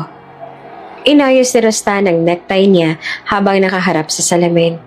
Pakiramdam niya ay masasanay na yata siya sa mga ginagawa ni Sue para sa kanya. Nang bumaba siya ay naabutan niya itong inaasikaso ang mga batang nasa hapag. At nang mapansin ito ang presensya na, ay ngumiti ito. Good morning, mag-aagahan na. Malambing ang boses nito nang anyayahan siya. Hindi niya maiwasang hindi mangiti nang sabihin iyon ng babae. Yes, thank you. Ani at dumulog na sa mesa. Nang umalis siya, ay inihatid siya ng 3 sa may pinto. Sabay ito nagpaalam sa kanya. Ayaw niya mag-isipin pero pakiramdam niya, buo ang pamilya niya. Hindi niya alam kung hanggang kailan mananatili si Sue roon at makakasama nila. May katapusan ng lahat ng bagay. Darating ang panahon na magdedesisyon si Sue na manirahan na sa malayo kasama ang anak nito. Tapos, heto naman siya na parang hinahanap ang pag-aalaga ng babae at nasasanay na rito. Tama bang maramdaman niya iyon? I heard parati ka ng lutang sa meetings ninyo. Yung investors mo nagtatanong na sa akin kung ano bang problema mo. Siyempre maaapektuhan ng kumpanya dahil sa ginagawa mo. Ani ni Todd, ang kababata niya na best friend niya rin. Ngayon lang nabakante ang lalaki dahil katulad niya, abala rin ito sa sarili nitong negosyo. May mga investors naman siya na investor din ng kaibigan at naikukwentong tungkol sa kanya. Kaya alam nito nangyayari sa kanya. Nothing. Dahil lang sa pagod. Napapailing ito. Hindi ka naman ganyan pag napapagod. Dahil ba sa bagong nagbabantayan sa anak mo? Narinig kong binilhan mo pa nga ng damit. At saka sabi, malapit na malapit daw sa anak mo. Kumunot ang noon niya sa lalaki. Masyado ka namang maraming alam. Tinaig mo pang babaeng chismosa. Tumawa ito. Kalaunan ay sumeryoso. That means naka-move on ka na kay Callie. Nagagawa mo na magkagusto sa iba. That's a good start, dude. Natigilan siya sa sinabi ni Todd. Callie, his wife who died a year ago. Hindi pa ganon katagal ngunit biglang may ganito na. Siya? May gusto kay Sue? Mahal ko pa rin ang asawa ko hanggang ngayon, dude. You're just imagining things. Nagbibigay lang ako sa mag-ina sa bahay ko dahil malaki na itulong nila sa akin, lalong-lalo na sa anak ko. Paliwanag niya. Ngunit biglang may kakaiba siyang naramdaman. Tila labag sa kalooban niyang lumabas sa bibig niya. Parang hindi naman talaga ganoon ang gusto niyang sabihin. Pero imbes na isipin niyon, ay tumungga na lamang siya ng whiskey. Nandito siya sa isang bar at gustong makipagkita ng kaibigan. Pinagbigyan niya ito since minsan na lamang silang magkita. Tsaka parang ang tagal na rin nung huli nagkausap sila. Calm down, dude. Matagal na ba nung hulang beses ka nakainom? Tumawa si Todd. Hindi na siya nagsalita at inisang lagok lang ang bagong serve na alak. Napapailing na lamang si Todd. Kahit naman gano'n ay mataas naman ang tolerance niya sa alak. Kaya lang, matagal-tagal na rin nung huli nakainom siya kaya hindi siya sure kung talagang tatagal pa siya. Fortunately, inabot naman sila ng 12:00. Nagpaalam na siya sa kaibigan. Medyo hilo na siya pero kaya niya pa namang lumabas at maglakad. Tinawagan niya ang driver niya upang magpakuha sa club. Makakapaglakad pa siya pero hindi siya makakasigurong makakapag-drive siya ng maayos. Ilang dumaan ay biglang dumating ang driver niya. Sir, tara na po sa sasakyan.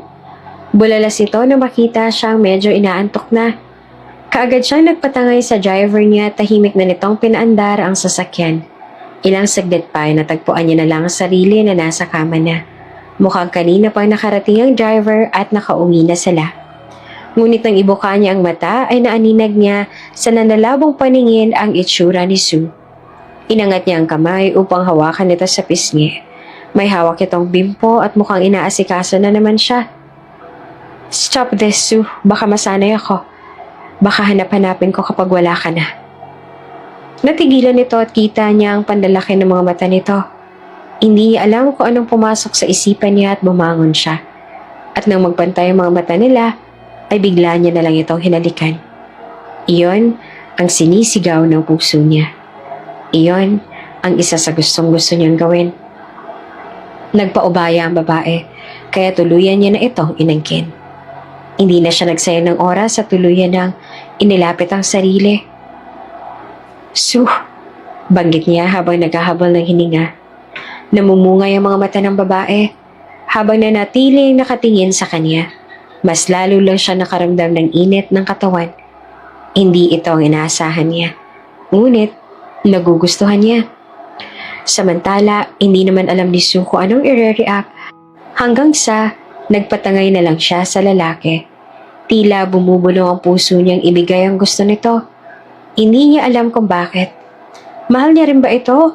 Ngunit hindi niya lang agad napansin? Ngayon niyang laba ito napagtanto. Pumikit siya nang ihiga siya nito sa kama. Nablangko na ang isipan niya. Wala na siyang pakialam pa. Nagising si Sue mga bandang 3:00 ng madaling araw. Kaagad niyang tinakpan ng kumot ang kahubaran. Napalunok siya at akmang tutungo sa gilid upang kunin ang damit niya. Alam niyang kailangan niyang umakto ng normal upang hindi mas lumala ang awkwardness sa paligid. I'm sorry for what happened last night. Natigilan siya nang marinig ang boses ni Rustan. Nasa sofa ito ng silid. Tanging ang lampshade lang ang nagbibigay ng liwanag sa buong silid. My wife died a year ago dahil sa cancer. Tapos eto ako, ginagawa ang ganito. Bago lang yun at hindi pa ganun katagal. I love her so much. But, pagkwento ng lalaki sabay sapo sa noon nito. Lasing ako kagabi. Ako ang may kasalanan. Inidyokan kita kaya nangyari yon. Ani mo'y may tila punyal na tumarak sa puso ni Sue nang marinig iyon mula kay Rustan. Hindi ito ang inaasahan niyang reaksyon ng lalaki matapos ang nangyari sa kanila kagabi. Napayuho siya. Dahil sa sakit na nararamdaman ay bigla na lang tumulo ang mga luha niya. Nagpapasalamat siyang hindi ganong kaliwanag ang paligid. Hindi nito masyadong maaninag ang pag-iyak niya. Ayos lang po. Alam ko pong lasing kayo kagabi pero nagpatangay pa rin ako sa... Hindi niya natapos ang sasabihin dahil tumulo na naman ang luha niya. Hindi niya na napigilan at tumayo na siya upang dali-daling magbihis. Panay ang punas niya sa pisngi at napapayuko upang hindi mapansin ng lalaki ang pagluha niya. Hindi niya maintindihan. Bakit sobrang nasasaktan siya? Bakit sobrang sikip ng dibdib niya? Alam naman nilang pareho na isa lang kamalian ang nangyari sa kanilang dalawa kagabi. Dahil lang sa bugso ng damdamin. Akmang lalabas na siya nang tumayo si Rustan na tinawakan ng braso niya. Kaya'y napatigil siya. Ngunit hindi niya ito nalingon. Natatakot siyang baka malaman nitong nasasaktan siya. Pananagutan ko kung ano man ang nangyari sa atin, Sue. Umiling siya ngunit nanginginig ang kamay niya. Ayos lang po. Wala pong kaso sa akin. Okay lang talaga. Hindi niya napigilan ang panginginig ng boses. Alis na po ako. Magluluto pa po ako. Kaagad niyang binawi ang kamay upang bumaba na. Doon sa baba, ibinuhos niya lahat ng hinanakit na nararamdaman niya. Matapos ang interaksyong iyon ay napansin ni Sue na panay ang paglapit ni Rustan sa kanya. Naghahanap ito ng paraan para makausap siya. Can we talk, Sue? Nito isang umaga. Hindi niya ito nalingon. Pagkatapos ko po rito. Naghahanap naman siya ng paraan para iwasan si Rustan. Hindi naman ngayon ang sahod niya. Hindi rin ngayon ang pamimili nila ng kailangan sa bahay. Wala ring problema kay Andre, kaya wala siya lang dahilan para mag-usap. Mas lalo lang siyang nasasaktan tuwing malapit ang lalaki, kaya sisikapin niyang lumayo. Madalas ay nahuhuli niyang tumititig sa kanya ang lalaki. Sinisikap niya namang hindi pansinin ito. Umabot iyon ng 2 buwan. Kahit umabot pa sila ng 1 taon o kahit ilang taon, hindi niya nabibigyan pa ng chance ang lalaki na makalapit pa sa kanya. Isang umaga ay napatigil siya nang maamoy niyang sibuyas na hinihiwa. Maging pinapakulo niyang tubig ay naaamoy niya. Napasapo siya sa bibig nang bumaligtad ang sikmura niya. Kaagad niyang pinatay ang stove at patakbong lumabas ng kusina. Nasa sala ang 2 bata at naglalaro. Samantala, hindi niya naman inaasahang pababa pa lang sa Rustan. Hindi sinasadyang nakasalubong niya ito. Sue? What happened? Bakas ang pag-aalala sa mukha nito. Pero hindi niya pinansin ang lalaki at patuloy na tumakbo patungo sa CR sa baba. Mabilis niyang isinara ang pinto at sumuka sa bowl. Wala pa siyang kinain kaya puros tubig lang sinuka niya. Parang mahihilo siya matapos makaduwal. Sue, are you okay? Boses iyan ni Rustan sa labas. Sinabayan nito iyon ng pagkatok. Sunod-sunod ang pagkatok at tanong nito sa labas. Kapag hindi ito sinagot, ay tsak na hindi ito titigil. Oo, ayos lang. Sumakit lang ang tiyan. Samahan kitang magpa-check. Offer ka agad nito? Hindi na. Ayos lang ako. Are you sure? Oo. Pagod niyang sagot. Ang pagbaliktad ng sikmura niya ay araw-araw na nangyayari sa kanya. Kaya hindi niya kinaya at bumili siya ng pregnancy test sa pharmacy. Kaagad niyang ginamit iyon kinabukasan. Mga bandang 4:00 ng madaling araw, kabado siya habang hinihintay ang resulta ng pregnancy test. Pikit mata niyang inalis sa mga kamay sa butas ng PT at nang buksan niya ang mga mata, ay isang singhap ang kumawala sa kanya. Positive! Buntis siya. Mabilis niyang inilagay sa first aid cabinet ang guest room ang PT niya.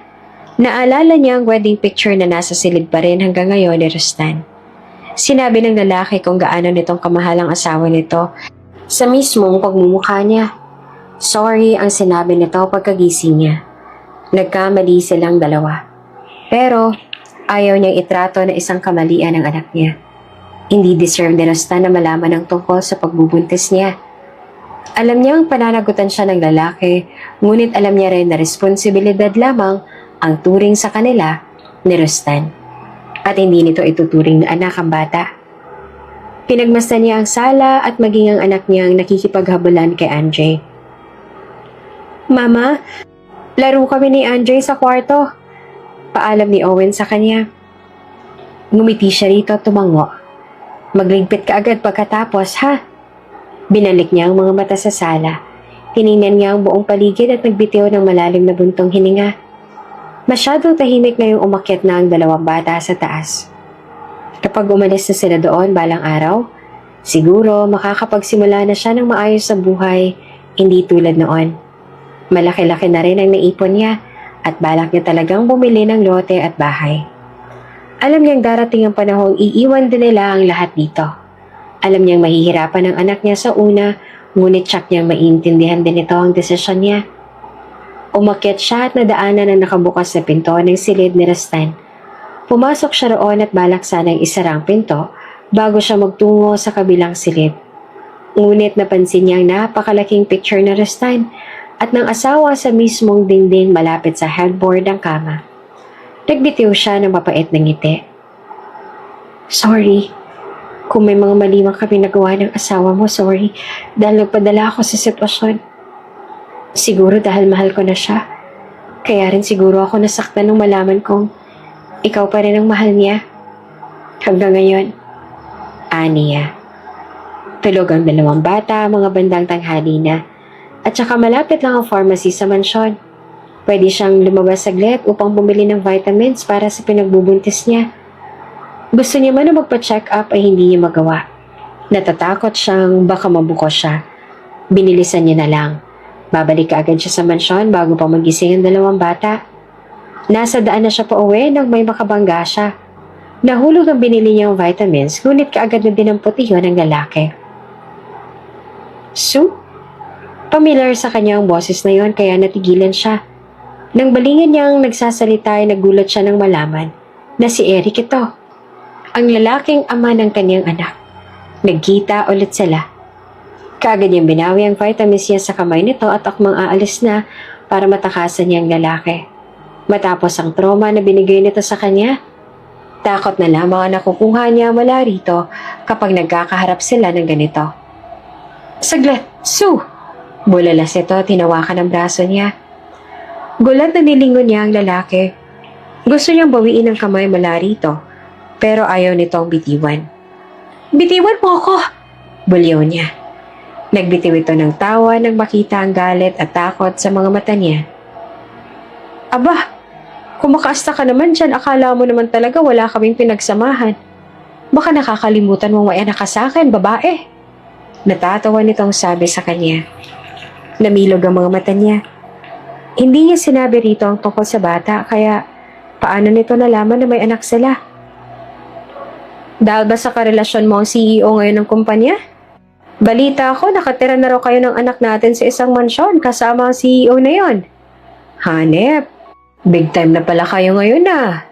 Patuloy nito at numisi. Binigyan niya ito ng nakakatusok na tingin. Kung pwede niya nga lang itong patayin sa tingin, matagal niya nang ginawa.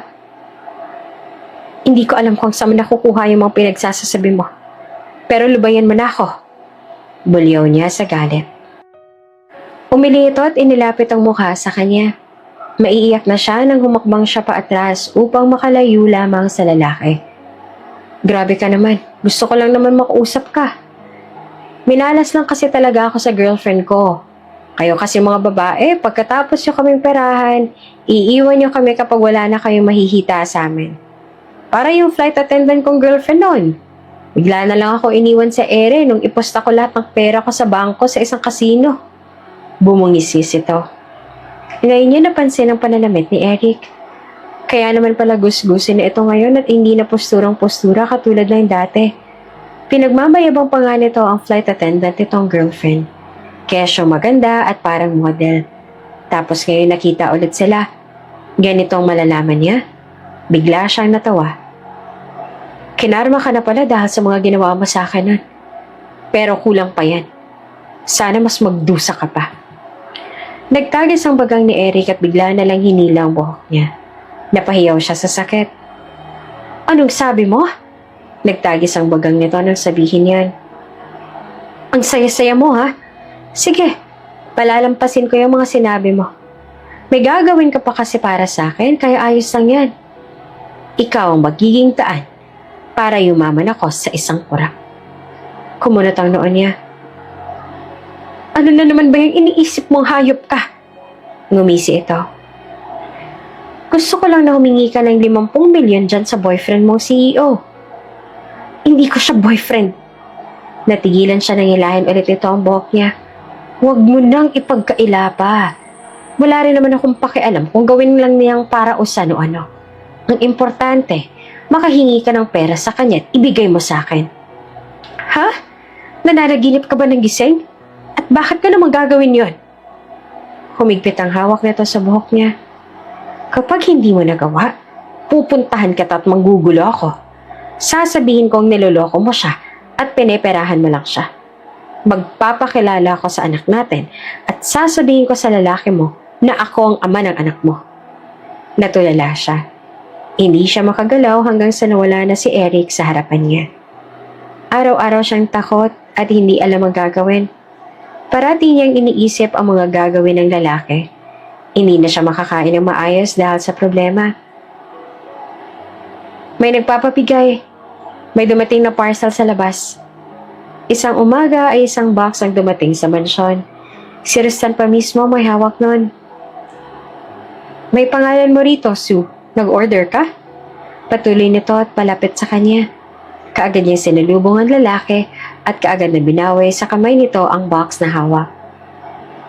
Oo, nag-order ako. Salamat sa pag-receive. Aniya pagkatapos ay tinalikuran ng lalaki. Kaagad siyang pumasok sa kwarto at dali-daling binuksan ng box. Unang bungad pa lang ay kinabahan na kaagad siya. Bumungad sa kanya ang isang papel na may nakasulat na, From Eric to my baby love, Sue. Nagtagis ang bagang niya. Mabuti na lang at nabawi niya kaagad iyon kay Rustan. Tiningnan niya ang ibang laman ng karton. Nakita niya ang ibang nandoon.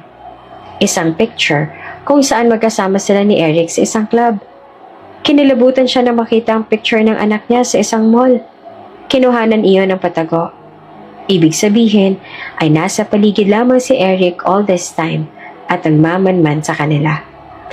Kaagad siyang kumuha ng lighter at nagtungo sa sunugan sa likod ng mansyon. Mabilis siyang binuhusan niyo ng gas at sinindihan upang wala nang maiwang ebidensya. Klarong-klaro na pinagbabantaan siya ni Eric. Totoo ang bantaan nitong guguluhin sila. Ang problema niya ngayon ay alam na nitong may anak sila at balak nitong magpakita sa bata. Ayaw niyang makilala nito ang ama at malaman nito ang nakaraan niya. Ayaw niyang maisip ng anak niyang bunga ito ng kasalanan. Are you okay? Natigilan siya at kaagad na pinahid ang luha sa mga mata at bumaling kay Rustan. Napansin nito ang pamamaga ng mga mata niya. Umiyak ka? Bakit? Nag-alala itong lumapit kaagad. Ngunit mabilis siyang umatras. Sunod ang pag-iling niya. Hindi, napuwing lang ako. Wala to. Ani at nilampasan ng lalaki. Kailangan niya itong iwasan. Ayaw niyang magduda ito. Lunes ng umaga sa opisina ay kumunot ang noo ni Rustan nang mabasa ang isang mensahe sa phone niya. Isang unregistered number ang pinagmulan niyon. Ang anak mo ngayon ay hindi mo totoong anak. Actually, anak yan ng babaeng nagngangalang Sue Ulzuga. Ang totoo mong anak ay hawak ngayon ng babaeng yan. Pinagpalit niya ang bata sa ospital nung malaman niyang mayaman ang magulang ng bata. Sinadya niya yon para umayos ang buhay ng anak niya. Di na baling anak niyang maghirap. Akala mo ba nagkataon na ang lahat nung pumasok siya sa kumpanya niyo at nilapitan niyang anak mo? Sinadya niya yon dahil gusto niyang mapalapit sa inyo at para perahan kayo. Hindi makagalaw si Rustan. Hindi niya alam kung paniniwalaan niya lang ang random na text na iyon o babaliwalain. Gayong nakita naman niya sa batang si Owen ang pagkakapareho nila. Lalo na kung papaano itong tumingin.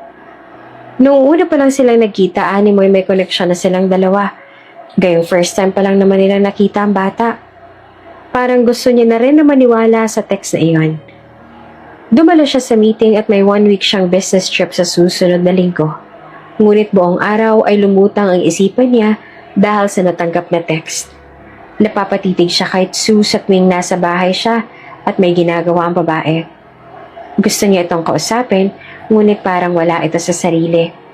Tsaka umiiwas rin ito sa kanya. Kaya wala na siyang ibang choice, kundi ang tawagan ng kaibigan niya na pwede niyang utusan para sa balak niya. May papadala akong test sample sa'yo. May access ka sa laboratory. Pwede mo bang ipacheck to? At sana'y mapabilis ang resulta if it's possible. A DNA test? Yes. Kanino ba to? Napatikim siya sa sinabi ng kaibigan. Sa isa kong kakilala, nagpapatulong siya. Oh, okay. Sige, ipadala mo na kaagad mamaya o bukas. Tumangutang oh. Thanks. Nagbitiw siya ng malalim na buntong hininga. Ang totoo ay kinuha niya ang toothbrush ni Owen at toothbrush ni Andre. Kumuha siya ng blood sample upang isama sa ipapadala. Dumaan ang 1 linggo at iyon na nga ang tamang oras para sa plano ni Sue. Nalaman niya magkakaroon ng 1 linggo na business trip si Rustan sa Hawaii. Tinawagan niya lang ang on-call na cook at driver ni Rustan para may makasama si Andre sa bahay. Ayaw niya mang gawin iyon ay wala siyang magagawa. Kapag hindi pa umalis ng anak niya roon, ay madadamay sina Rustan at Andre sa nangyayari sa kanya ngayon. Madadamay ito sa kabaliwan ni Eric. Hindi niya papayagan iyon. Kumuha lang siya ng ilang peraso ng damit pagkatapos sa isinilid sa itim na plastic. Tara anak, mabilis siyang hinila ang anak matapos siyang maisilid sa plastic ang ibang damit. Aalis kayo? Ani ng matandang on-call na tauhan ni Rustan. Oo, may bibilin lang kami sa butika. Tapos magtatapon na rin ng basura sa labas. Kabado na itinaas niya ang plastic bag. Pinagdarasal niya na sana, hindi mapansin ng babae ang kaba sa itsura niya. Ilang saglit pa ay tumango-tango ito. Aalis kayo, sama ako. Biglang dumating si Andre. Mas lalong nagwala ang puso niya sa pagsulpot ni Andre. Agad siyang lumuhod at yumiti sa bata, kahit ang totoo ay maiiyak na siya habang nakaluhod sa harap nito. Sandali lang kami, may bibili na kami ni Owen sa butika. Maglalaro ulit kayo ni Owen pagbalik namin dito mamaya, okay? Paliwanag niya rito. Ilang saglit muna itong nag-isip bago tumango. Hanggang sa umalis na sila at natanaw niyang kumakaway pa ang bata sa kanya habang papalayo sila. Parang dinudurog ang puso niya habang nakikita si Andre. Napaliit ng paliit sa paningin niya. Hanggang sa naglaho na ito. Sumakay sila ng taxi at inilabas doon ang bag nila na nilagyan nila ng gamit. Sa airport po, aniya sa driver. Nakita niya kung papaanong bumaling sa kanyang bata. Alam niyang maging ito ay nagtataka. Around 400,000 ang perang dala niya. Sapat na para sa bagong buhay na inaasam niya sa lugar na pupuntahan nila ng anak niya, sa Cebu. Katulad ng orihinal na plano, bibili siya ng lote at bahay. Malaki ang magagastos niya pero wala na siyang pakialam. Ang importante ay hindi sila masundan ni Eric. Hindi na sila nito gugulahin at walang ibang madadamay. Dahil hindi na nadala ni Sue ang mga importanteng papeles niya, ay hindi kaagad siya maka-apply sa mga mas magandang kumpanya. Kaya nga napilitan siya magtrabaho sa isang grocery store bilang isang sales lady. Nagpapasalamat siya at kahit papaano'y naging tahimik ang naging buhay nila ng anak niya. Noong umalis sila sa mansyon at nalaman ng anak niyang hindi na sila makakabalik, ay biglang nagbago ang ugali ng anak niya. Naging tahimik at halos ayaw na nitong makipag-usap sa kanya. Hindi naman niya inaasahan na gano'n ang magiging reaksyon ng bata. Dati naman ay ayos lang naman dito ang ginagawa niya at mga desisyon niya. Pero ngayon, nagulat siya nang biglang tumahimik na. Maghintay ka lang dito sa tabi. Magtatrabaho lang si mama, ha? Ani niya sa anak. Pero hindi man lang siya nito nilingon. Mula sa karinderya sa tapat ay bumalik na sila sa grocery store. Ayos lang naman na naghihintay ang anak niya sa sulok. Ang importante ay hindi ito makadistorbo sa mga customers ng grocery store. Katulad ng dati ulit ang buhay nila. Ang perang dala niya ay sumakto lang sa binili niyang lote. Niwala pang ang bahay iyon pero nasa Cebu sila. Malaki ang rate ng mga lote. Maswerte na nga sila at nakakuha pa sila ng lote na medyo mura. Siya na nagpagawa ng barong-barong na bahay doon. Distansya mula sa pinagtatrabahuhan niya. Ayos lang. Ang importante ay hindi na ulit sila mangungupahan. Sa kanila na talagang property at wala na silang poproblemahin pa. Ilang buwan na rin ang nagdaan at sa katapusan ng buwan na iyon ay manganganak na siya. Isa rin yon sa pinaghahandaan niya. Kailangan niyang mag-ipon na sasapat na 3 buwan at babalik na naman siya sa trabaho. Ang problema niya lang ngayon ay kung papaano niya ito gagawin gayong 2 bata na ang kasakasama niya. Hindi niya naman pwedeng isama ang 2 anak sa trabaho. Siguro, maghahanap na lang siya ng pwedeng pagkakakitaan na malapit lamang doon sa tinitirhan niya. Hindi naman makagalaw si Restan sa kinauupuan nang makita niyang resulta ng DNA at talagang totoo ngang hindi niya anak si Andre. Pagkatapos ay lumabas na ang totoong anak niya ay si Owen. How? Napasa po siya sa noo. Ayaw niya sana maniwala ngunit napagtanto niya ngayong totoo pala talagang natanggap niyang text. Ilang beses niya nang pinatrace ang may-ari ng numerong nag-text sa kanya pero wala silang mahanap na lead. Kung totoong hindi niya nga anak si Andre, ibig sabihin, maaaring tama ngang sinabi sa text na pinalitan ni Sue ang anak niya at intensyon nga nito nung una pa lang na mapalapit sa kanila ng anak niya. Ngunit may bahagi sa puso niyang ayaw maniwala na talagang sinadya ito ni Sue. Na baka hindi naman talaga iyon totoo at gumagawa lang ito ng kwento upang siraan ng babae. Kaya kaagad niyang tinapos ang business trip at kaagad na umuwi upang makaharap ang babae. Ngunit ang balitang bumungad sa kanya ay nagpatigil sa kanya. Umalis po sila ng anak niya noong nakaraan. Ang sabi, babalik din daw po kaagad pero dumating ho ang gabi ngunit hindi pa po sila nakakabalik. Pakiramdam ko po ay lumayas na yon. Sumbong ng on-call na tauhan. Kumuyom ang kamaon niya at kaagad na umakyat sa taas. Nagtungo kaagad siya sa guest room na ginamit ng mga ito. Nakita niyang may mga iilang gamit na nahulog sa sahig. At nang buksan niya ang closet, ay nakita niyang ang mga damit lang ang kinuha ng mga ito. At hindi na dinala ang iba pang gamit. Nakita niyang iniwan din ito ang mga damit na binili niya para rito. Hindi iyon dinala ni Sue. Napaupo siya sa sahig, parang naninikip ang kanyang dibdib. Ngunit sa kabila ng natuklasan, ay ayaw pa rin maniwala ng puso niyang may ginawa ngang masama si Sue. Para sa kanya, ay totoong tao ito at hindi pagkukunwari ang lahat ng pinakita nito sa kanya. Gusto niyang marinig mismo mula sa bibig ng babae ang lahat. Gusto niyang malaman ang lahat mula kay Sue. Hindi siya makikinig sa mga sinasabi ng iba. Magbubulag-bulagan siya kung maaari.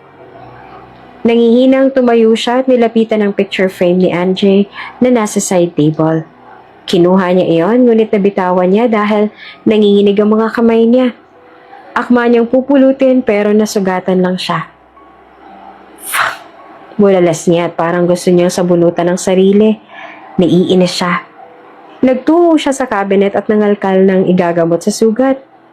Ngunit isang bagay pang mas lalong magpapayanig ng mundo niya. Nang mahulog mula roon, ang pregnancy test kit. At positive iyon. Samantala, nakaupo naman si Owen at Sue sa upuan na kahoy kaharap ang mesa ng lumihan. Alam ni Sue na gusto ng anak ang lomi. Tuwing sahod ay nagtatabi kaagad siya ng pera para sa kuryente, tubig at pagkain. Tapos ang kalahati ay para sa panganganak niya at para na rin sa budget nila ng 3 buwan matapos manganak. Nagpapasalamat na lamang sila at hindi na siya nagbabayad ng upa sa bahay dahil may bahay naman na sila at sariling lote. So far, ayos na kay Sue ang buhay nila ng anak niya sa lugar na iyon. May trabaho siya at unti-unti na rin siyang nakakapag-ipon. At isa pa ay tahimik na ang buhay nila ng anak niya kahit kinakapos sila parati sa pera at madalas ay hindi niya nabibili ang mga pagkain gustong kainin ng anak. Ang hindi lamang okay sa buhay na ito ay ang kanyang anak. Alam niyang dinidibdib nito ang pag-alis nila at mawalay ito kay Andre na dahilan kung bakit ito masayang-masaya noon. Kain ka pa. Dagdag niya at dinagdagan ng lomi ng kanyang anak. Nagpatuloy lang sa pagsubo si Owen at wala nang pakialam sa sinasabi niya. Tahimik lamang ito at tila walang balak na magsalita kanina. Order pa ako? Padadagdagan ko ng itlog? Usisa niya rito pero umiling na lang ito. Ngumiti na lamang siya sa anak. Kahit na umakauwi na sila ay tahimik pa rin si Owen. Araw-araw niyang sinusubukang kausapin ito at alamin ang mga kailangan nito. Ngunit nananatiling ganon ang kanyang anak. Namiss niya ang dating si Owen. Kinabukasan ay maaga siyang pumasok kasama niya ang anak niya. Inayos niya ang counter na gagamitin niya. Pati ang printer ng resibo ay chinek niya. Tapos ay tinignan niya rin ang program ng computer. May pinalitan siyang sales lady. 3 kasi ang nakatoka sa sales lady sa isang counter. Palitan sila. Siya dahil buntis kaya hindi pwedeng ilagay sa night shift. Kamusta naman yung malandiri yan? Balita ako sa katapusan ng kabuanan niya na. Talaga? Paano yan? 2 ng anak niya. Hirap na nga siya doon sa una tapos nagdagdag pa siya. Hayaan mo. Kahit anong sabihin mo, bubuka ka at bubuka ka pa rin yun sa kahit na sinong lalaki. Tsaka problema niya yun malandi Kaya nga. Kung ako yan, naghanap na lang ako ng foreigner. Doon ako magpapabuntis. Hindi yung kung sino-sinong red flag ang hahanapin ko tapos sa huli, iiwanan lang din ako. Napalunok siya at natigilan sa pagtingin sa printer niya nang marinig ang usapan ng ibang sales lady sa kabilang counter. Buntis siya at madaling masaktan ng feelings niya kahit sa maliit na bagay. Kaya kaagad niyang naramdaman na tila umiinit ang sulok ng mga mata niya. Pero kaagad siyang tumingala upang pigilan niyon. Ayos lang yan. Hindi naman nila alam ang totoong pinagdadaanan mo. Sorry. Baby, hindi naiiyak si mama. Aniya sabay hawak sa tiyan. Pagkatapos ay binalingan niya naman si Owen na nakaupo lamang sa tabi at naglalaro ng robot toy nito. Napangiti siya. Hindi siya dapat magpadala sa mga masasakit na salita na iyon.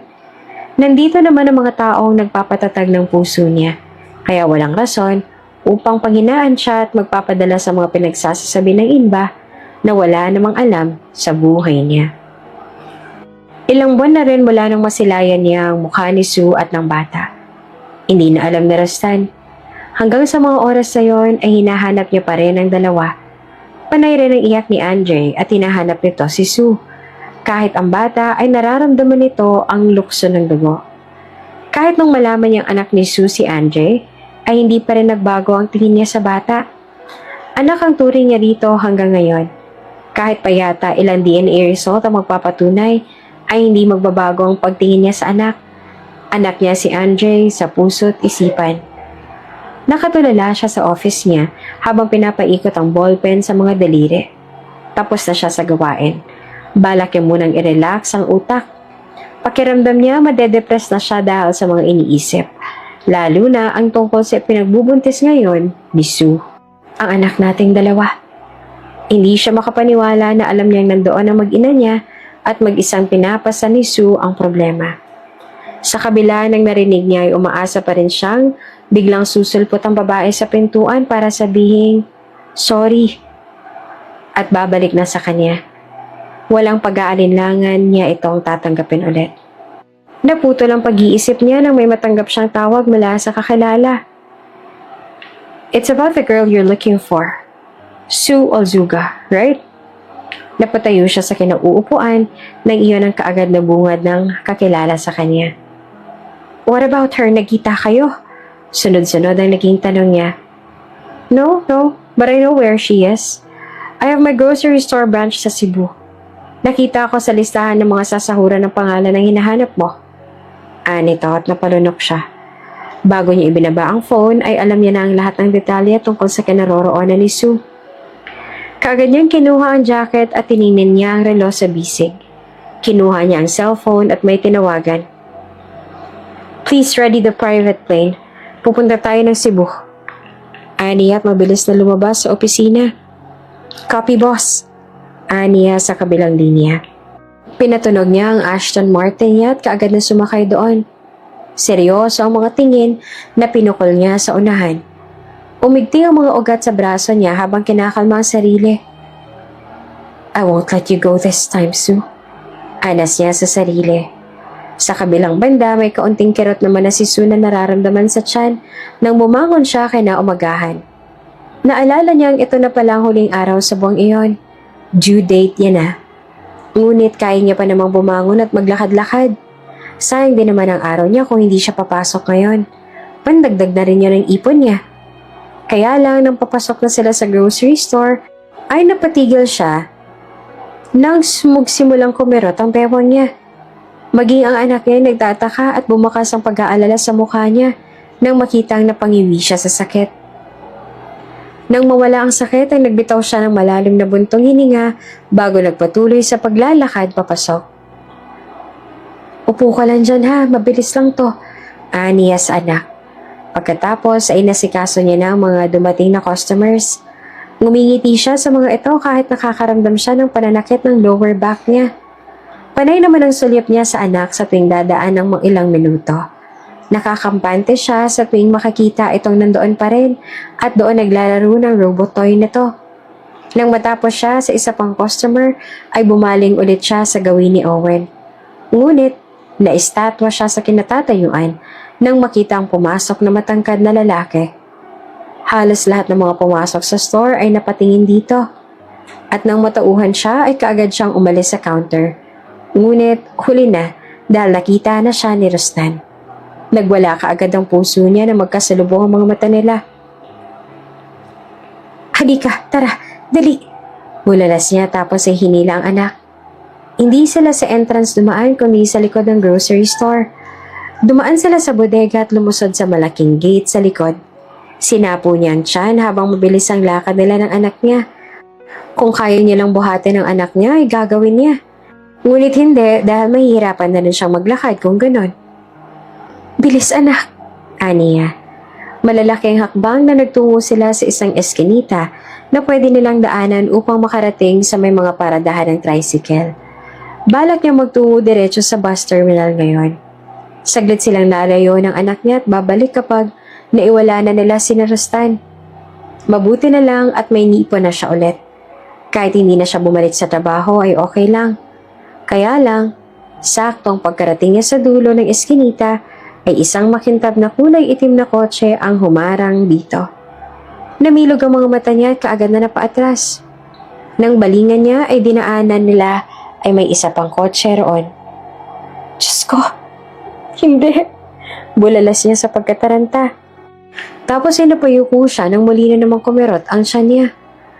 "Mama!" Parang maiiyak na si Owen ang hawakan nito ang pisngi niya. Nagbitiw siya ng mapait na ngiti sa anak. Makakatakas sila. Kailangan lang niyang tatagan ng sarili. Bumaba ang tauhan ni Rustan sa sasakyan. Tanging radyo lamang ang dala ng mga ito. Walang kahit anong bitbit na delikadong bagay. "Sir, na-corner na namin." Ani ng isang tauhan sa radyo nito. "Miss, kalma ka lang po. Wala po kaming gagawing masama." Ani ng isang tauhan na lumapit sa kanya. Pero hindi siya makapaniwala rito. Lalo na nung matanaw niya ang matangkad na lalaking papalapit. Napanganga ito nang magsalubong ang kanilang mga tingin. Napaluhod siya nang mas lalong nagsimula ang kirot ng kanyang tiyan. Hanggang sa napansin niyang pumutok na ang panubigan niya. Hawak siya ng kanyang anak, ng kabilang kamay naman ay habang dumadaing siya. Mabilis na tumakbo si Rustan papalapit. Nakita kaagad ng lalaking pamumutla niya at ang likod din tumaloy sa binti niya. Napabulalas ito at walang pag-aalinlangan na binuhat siya ni Rustan. Lakad takbo ang ginawa nito patungo sa kotse. Dahil nakatuon ang atensyon niya sa nararamdamang sakit kaya hindi niya na namalayan ang mga nangyari sa paligid. Namalayan niya na lang na nasa ospital na siya. Naihilamos ni Rustan ang mga palad sa mukha nang makita sa delivery room si Sue na nagingit-ngit sa sakit. Kahit manganganak na ay pumasok pa rin ito sa trabaho. Araw-araw ito nakatayo sa trabaho nito sa grocery store na iyon. Sa maikling oras ay nalaman niya ang lahat ng mga sakripisyo ng babae. Napag-alaman niyang dinadala na naman nito ang bata sa trabaho habang nagtatrabaho. At sa mismong due date nito ay pumasok pa ito. Napamura siya sa sarili. Paano kung may nangyari rito at sa bata? Paano kung ang pagtakbo nito ay bigla na lang itong napaanak sa daan? Hindi niya mapapatawad ang sarili kapag nangyari yon. Hindi niya naman intensyong takutin ang babae. Gusto niya lang naman itong makita at hikayating bumalik na sa kanya. Matapos ang ilang oras na labor ni Sue, ay narinig niya ang malakas na palahaw ng bata. Kaagad siyang napasilip sa pinto nang marinig iyon. Kanina pa siya hindi mapakali, pero nang marinig ang boses ng anak nila, ay mas lalo lang siyang naging balisa. Dahil sa nangyari kay Owen at Andre ay nirequest siya sa ospital na wag na munang dalhin sa nursery ang anak nila. Gusto niyang diretsong dalhin ng mga bata sa private room. Nagmagpunta siya sa silid na kinuha niya para kay Sue ay nakita niyang babaeng mahimbing na natutulog. Halatang napagod ito sa panganganak. Hindi niya maitago ang ngiti sa labi nang malaman na sa wakas nagkaroon na sila ng babaeng anak. Ito ang dating pangarap niya. Na sana, babae ang naging unang anak niya. Tumawag ang doktor kay Rustan. Binalingan niya si Owen. Tara, sumama ka sa akin. Hayaan na muna natin ang mama mo na makapagpahinga. Ani niya sa bata. Tumango ito at kaagad naman na sumama sa kanya.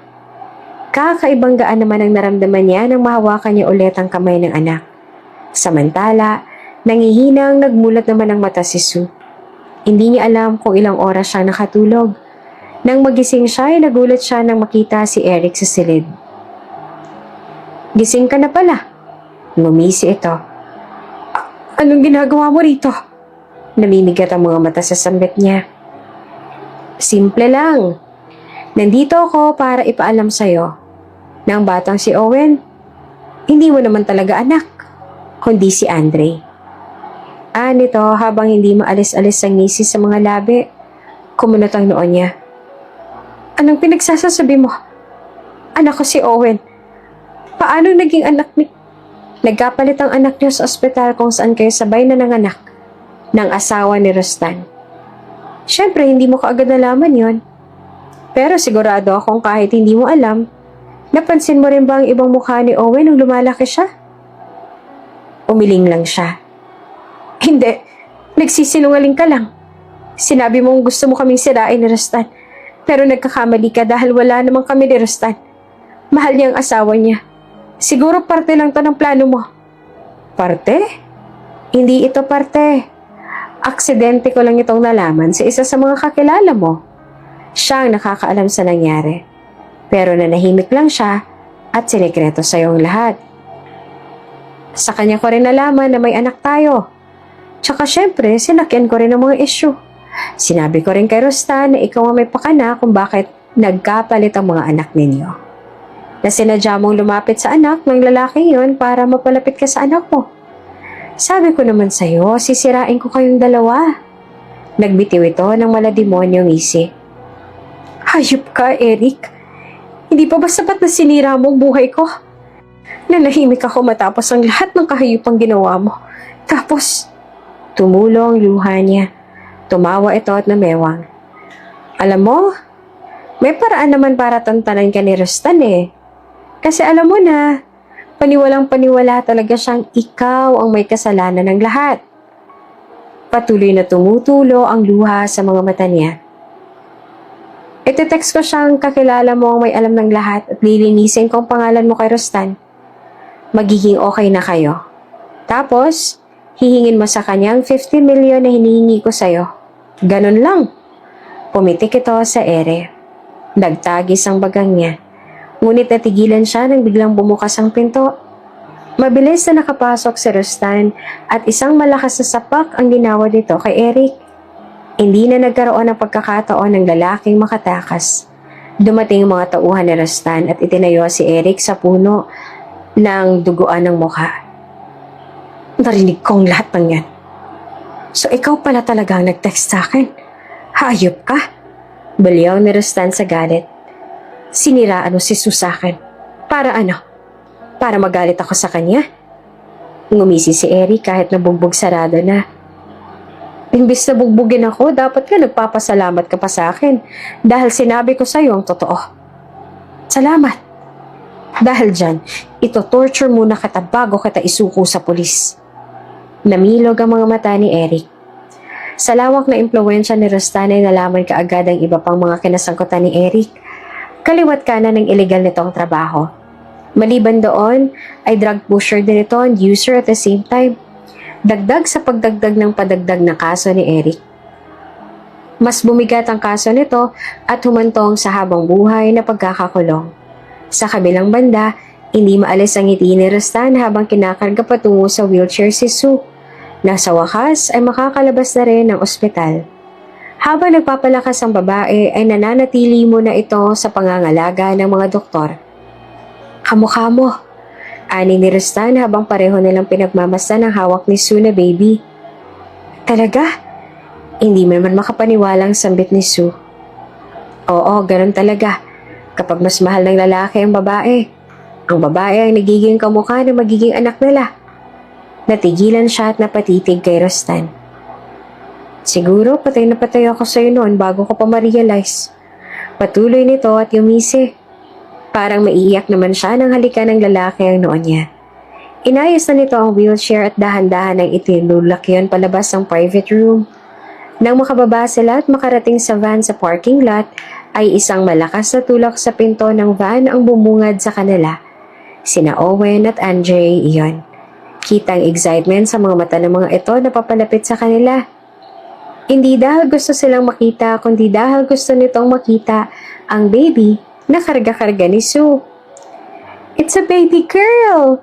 Tuwang-tuwang tumalon si Andre. We have a princess! Napanganga naman si Owen at tila hindi pa rin makapaniwala na may kapatid na itong babae. Itinaas ni Owen ang kamay at hinawakan ng maliit na kamay ng baby. Napasinghap si Owen nang makitang gumanti rin ang hawak ang baby sa kamay niya. Kayong dalawa, kayo na ang big brothers ng little princess natin. Siguraduhin yung bantay sarado ito ha. Maaasahan ko ba kayo? Ani ni Rustan sa mga bata. Sabay naman na nagsalute na parang army ang mga ito. Natawa na lamang si Sue. Tapos ay sabay na silang nagtungo sa sasakyan. Bago ka pa lang sa channel na ito, Ate Jane TV, huwag kalimutang pindutin ang notification bell and subscribe button. Sana po hindi naman malaking abala sa inyo ang pagpindot ng subscribe button dahil ang kapalit po nito ay ang pagsuporta para makapag-produce ng mga libreng stories sa mga channels ni Ate Jane. Maraming salamat!